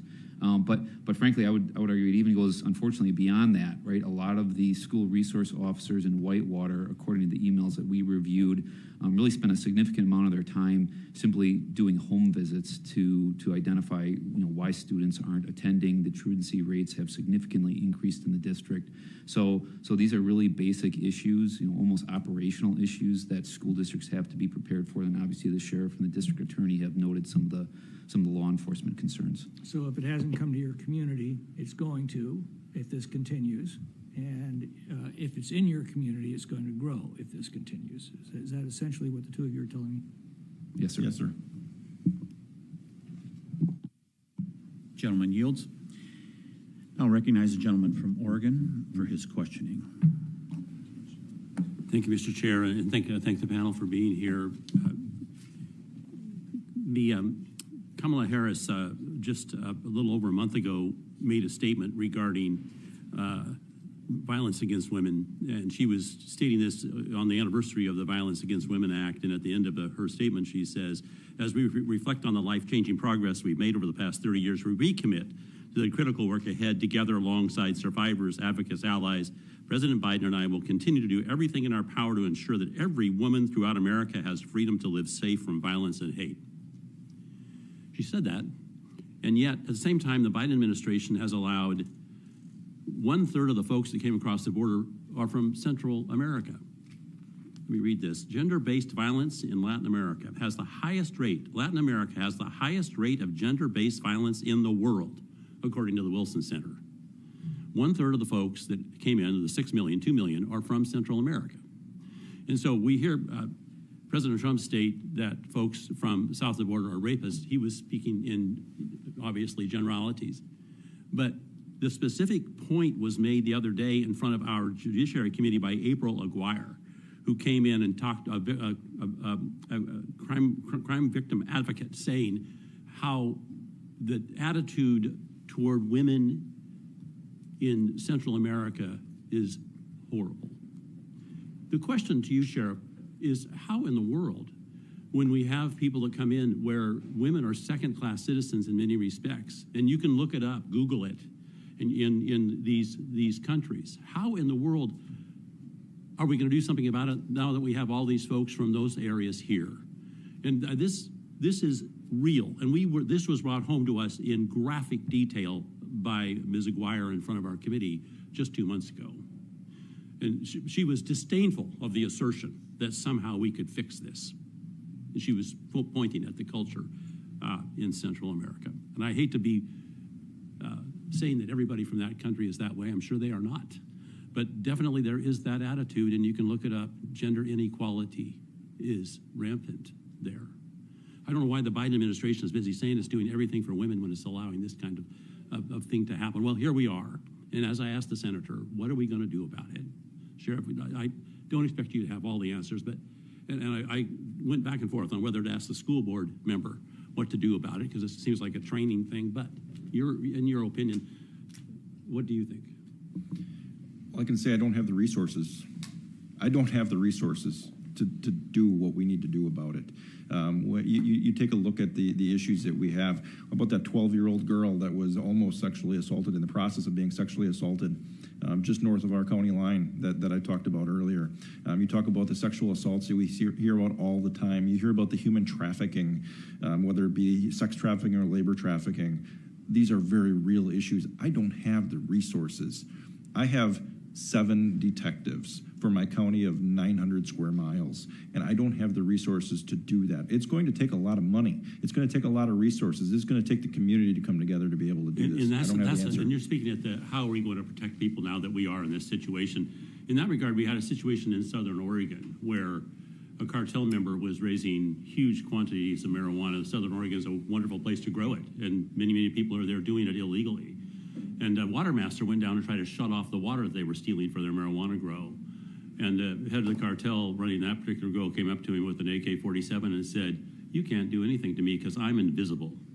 I'm invisible." So my question to you is, was he right? Was that cartel member right? Because when they do a raid, people scatter into the woods. There's no way to find them. So my question to you is, are you encountering that same thing, and is the response, we need more, you need more help? What is the response? I think you're dead on. They do become invisible. We don't know who they are. We can't track them down, and I think you're spot on. I think it's it becomes more and more difficult for us to. We even have a picture of somebody. I can't put a name with them because we don't have a proper identification for them, and I think you're spot on. And we need a lot more resources, and we need to know who these people are and what they represent and what their background is. Thank you.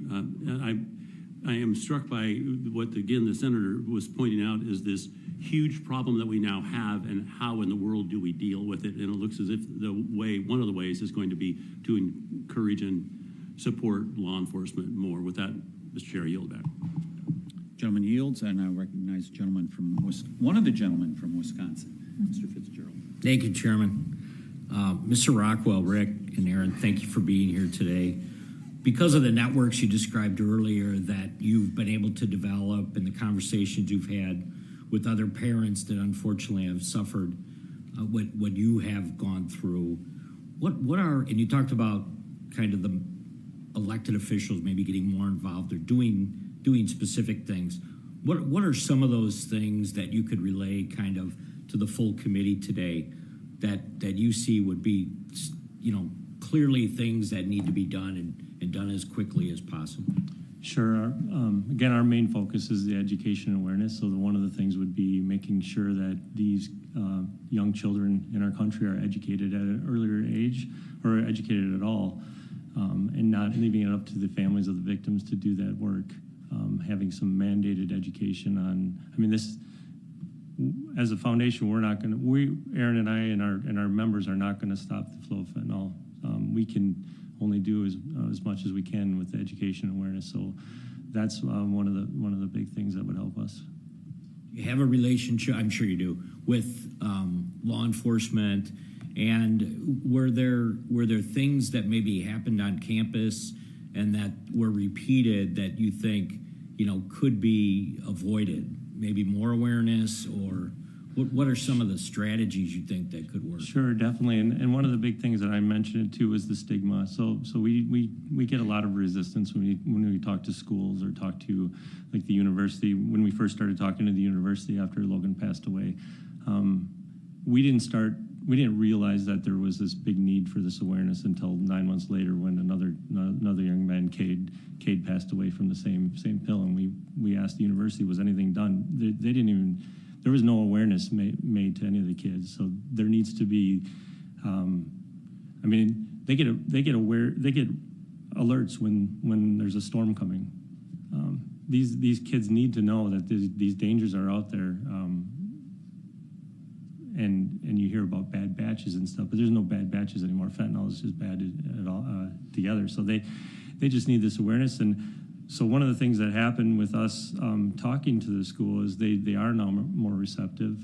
They have gotten Narcan installed, which I'm not going to get into that, but that through our efforts and other nonprofits, we've gotten Narcan installed in primarily all the UW campuses in Wisconsin. So that's a great thing. Just knowing the signs, getting that education. Now at UWM, they're having education in their orientation. So they're actually talking about it when the kids first come into school.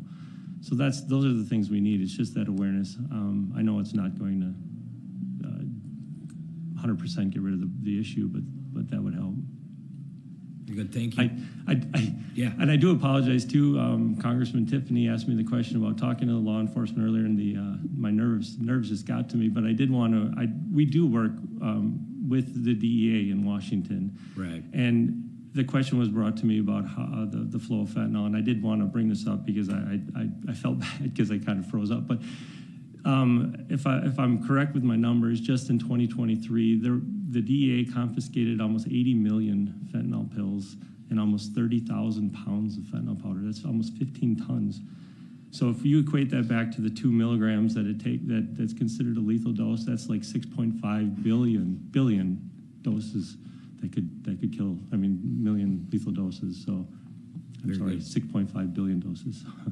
Okay, So I'm going to ask the DA kind of the more technical aspect of this. Right now, we've had a bill, the last two Congresses, to actually label fentanyl as a Schedule I narcotic. That bill has not passed, which is just simply unbelievable to me at this point. And if you talk to people, members of Congress, they're amazed by this too, why we can't get this done. From a DEA's perspective, how do you view crimes or certainly anything related to a Schedule I narcotic? And do you think it would make a difference when it comes to prosecuting some of these crimes related to fentanyl? I think it definitely has the opportunity to help. We know the danger that fentanyl is and just how potent it is, and it's taken very seriously. But once you start putting drugs into that Schedule I category, that certainly gives us more tools, and we'll take any tools that you're able to give us that can help us prosecute these cases. Gentleman yields, and now recognize Mr. Van Orden for his questioning. Thank you, Mr. Chairman. Hey, Sheriff, thanks for coming out. Thank you for your work. I appreciate it greatly. We can, I think, across the board, we recognize the fact that this is a abject failure on the federal government's part like no other, directly relating to Vice President Harris's Boer-Zardum. I think we can just agree with that. And again, I want to thank Mr. Pocan and Ms. Moore for coming to this incredibly vital hearing that has affected tens of thousands of Wisconsinites on a daily basis. So actually, I just think that's pathetic. They couldn't bother to find time in their day to come here to talk about this issue that's killing our citizens. Sheriff, have you been given any guidance from the Evers State House about how you should be dealing with this illegal alien issue that we're having here for reporting or money or anything at all? The Evers administration has not communicated with me much at all. I've attempted several times, both as the sheriff and as the president of Badger Sheriffs, to have open communications, but my attempts have gone to interns, and it's taken weeks and months before I even get a return call from anybody. There is zero communication between me and the Evers administration.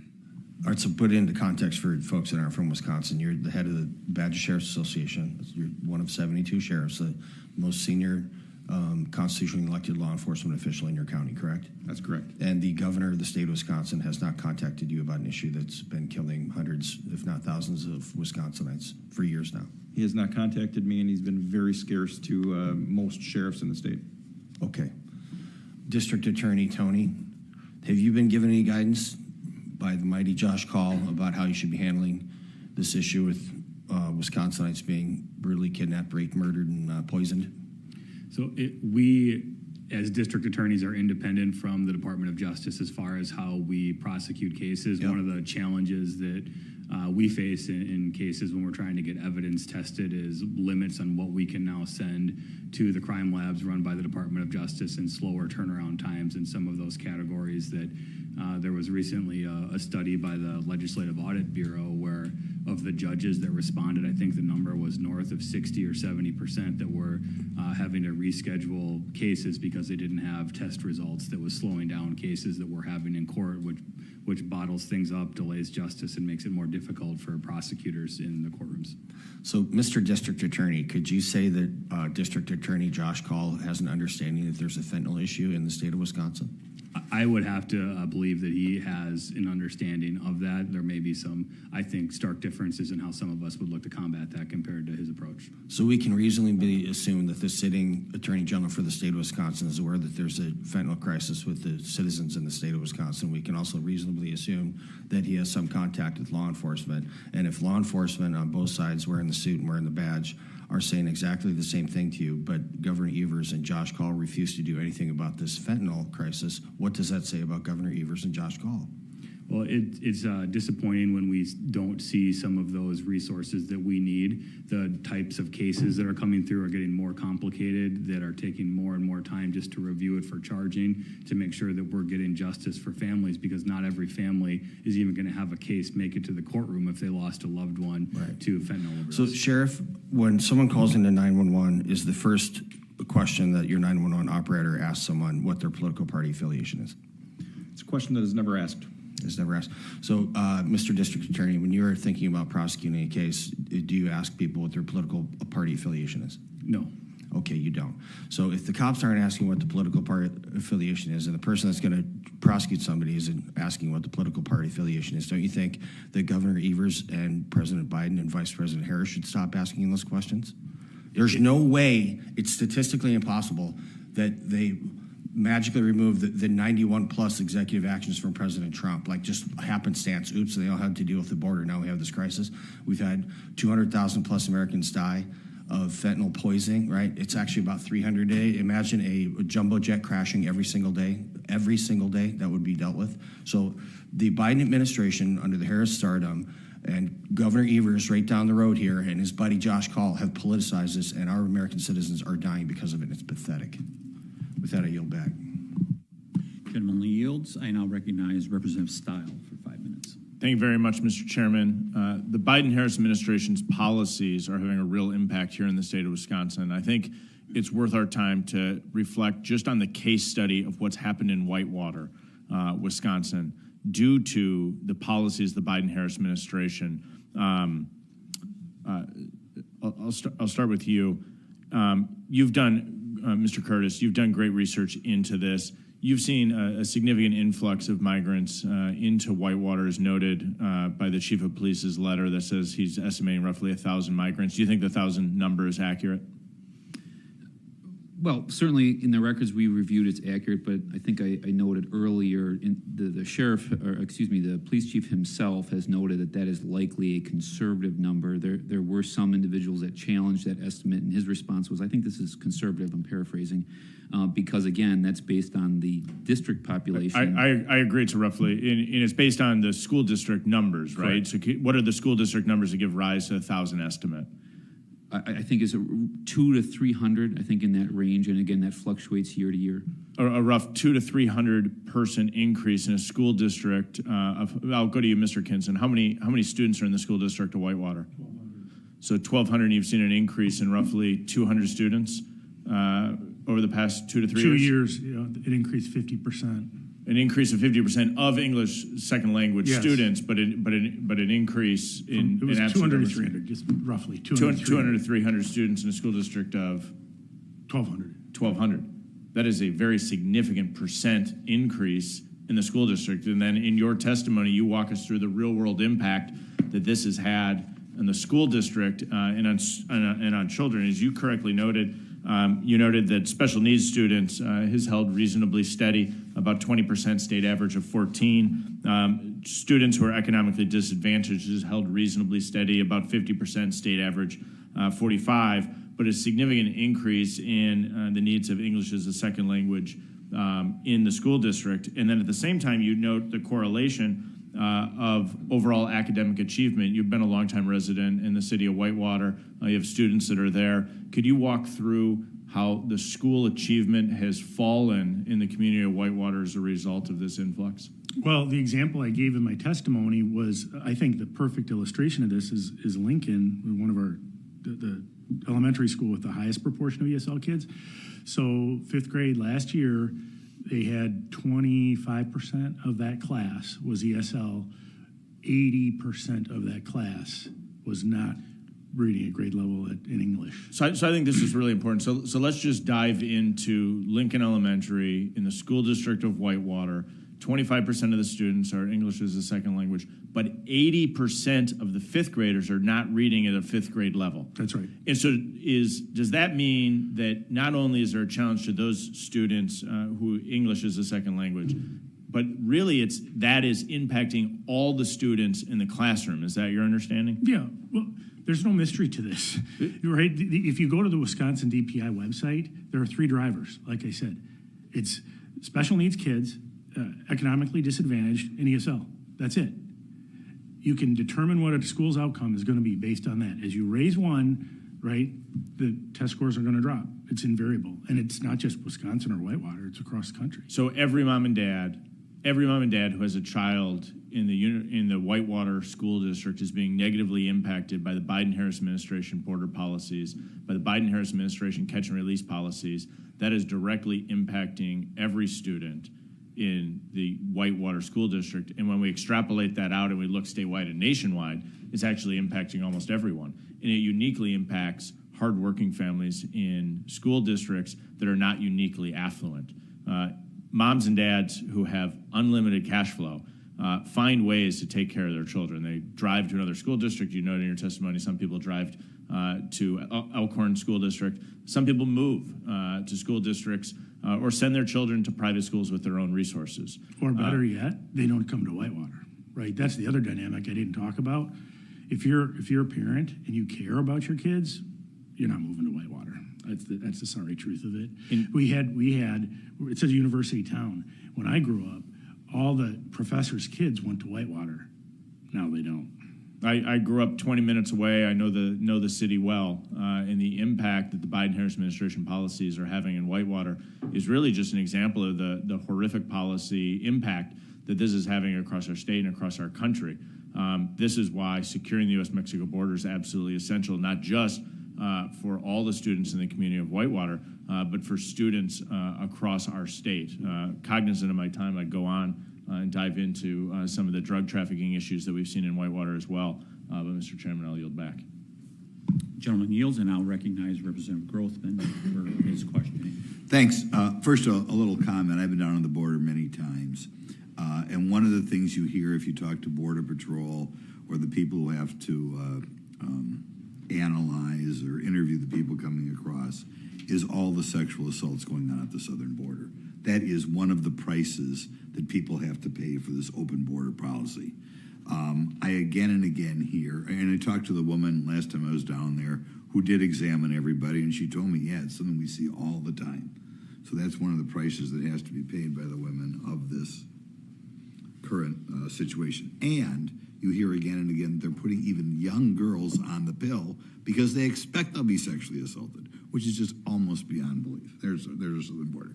Now, we don't have any Democrats here today, but if they were here, what they say is, well, sure, that there have been crimes committed by some people here illegally, but it's no large amount, or it's no more than the native-born population. I have talked to many judges, other DAs from my district prior to this hearing today, and one of the things I hear is that nobody knows, really, I don't know how anyone can make that statement, because nobody knows how many crimes in this country are being committed by illegals. If I go to one of the state prisons in my district, they have no idea how many people in that prison are here illegally. If I talk to somebody, how many people in your jail, county people, are here illegally, they have no idea. If I say last year in the United States there were 15,000 murders, how many were committed by illegals? Nobody knows. I'd like to ask, I guess, both Sheriff Schmidt and District Attorney Tony, does anybody keep track of how many crimes in this country are committed by illegals, or is that just a number? Despite the blizzard of paperwork that is required out of Washington, nobody knows. I think you're right on par with what you're saying. We really don't know. Mr. McClintock asked me a percentage. I had to guess because I don't know how many people are committing crimes in our areas. I'm unique in my county because I have a holding facility for immigration. So we have the ability to, once they're booked in, we're able to identify if they're supposed to be here or not. But I'm one of very, very few across the country that have that ability. And most of the time when they get booked in until a couple days later, even I don't know that. So there's no way for us to even know that. District Attorney Tony, if we talk about the number of murderers, fatality by drunk driving, whatever, in the last years, does anybody in Fond du Lac County tell us what percentage of serious crimes are committed by illegals? Most of the crimes that come in, we don't know the immigration status of somebody. When we look at the border crisis, we see crime that's related to people coming here illegally and crime related to the drugs that are being done by American citizens. And if you don't know in Fond du Lac County, for sure nationwide. Well, there's a reason every judge reads an immigration warning in state court when there's a conviction. It doesn't matter if they're a citizen or not. The court is supposed to read that because we simply don't always know the immigration status. Okay. Do we have a special problem when it comes to people here, immigrants coming here, in that the victims are reluctant to report crimes to law enforcement, in part because there's a kind of a solidarity in ethnic groups? Is that a problem? We see challenges with reporting crime if somebody is afraid they could be deported or otherwise removed from the country, where they may be not willing to. And even if they're here legally, there is some solidarity, right, Sheriff Schmidt? There's solidarity in saying, no, we're not going to turn Jimmy in for the sexual assault. And there's cultural issues as well that sometimes they won't cooperate with law enforcement because of their culture or because of the potential crime that's being investigated. Okay, and do we have another problem, which people mention, particularly from the Latin American culture, in which people are giving different last names at different times depending upon whether they're arrested? This is a special problem we maybe don't have with American, but people who grow up in that culture, all of a sudden one day it's Morales Rodriguez, the next day it's Rodriguez Morales. Is that a problem? Different last names, different first names, different birth dates, different everything. Yes. And we'll run criminal histories, and we'll see a list of aliases at times where it becomes difficult to track and match some of those records.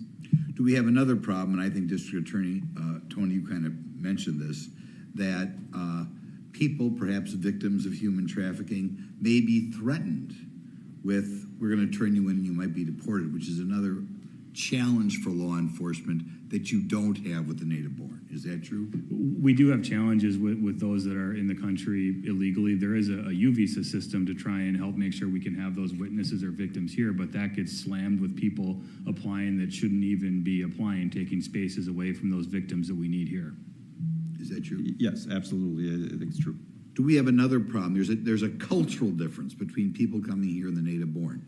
Is it accurate to say that maybe in other cultures, drunk driving is not to be taken as seriously as it is in this country? I don't think I can speak to that. I don't know the particular cultures, but I'm sure there is some aspect of that. Okay. Same thing following up with regard to sex with a minor. I think maybe is it accurate to say that, you know, in this country, maybe we'd be alarmed if a 14 or 15-year-old gal was involved, you know, sexual activity. Perhaps in other countries it's not considered quite as big a deal. Well, you know, I just had an exchange with a social worker where we were dealing with the underage sex, and the social worker described it as a cultural difference. And one of the challenges that we see when people are coming here illegally, they're not looking at what our laws are before coming here. That's, I think, something that we routinely see that happens.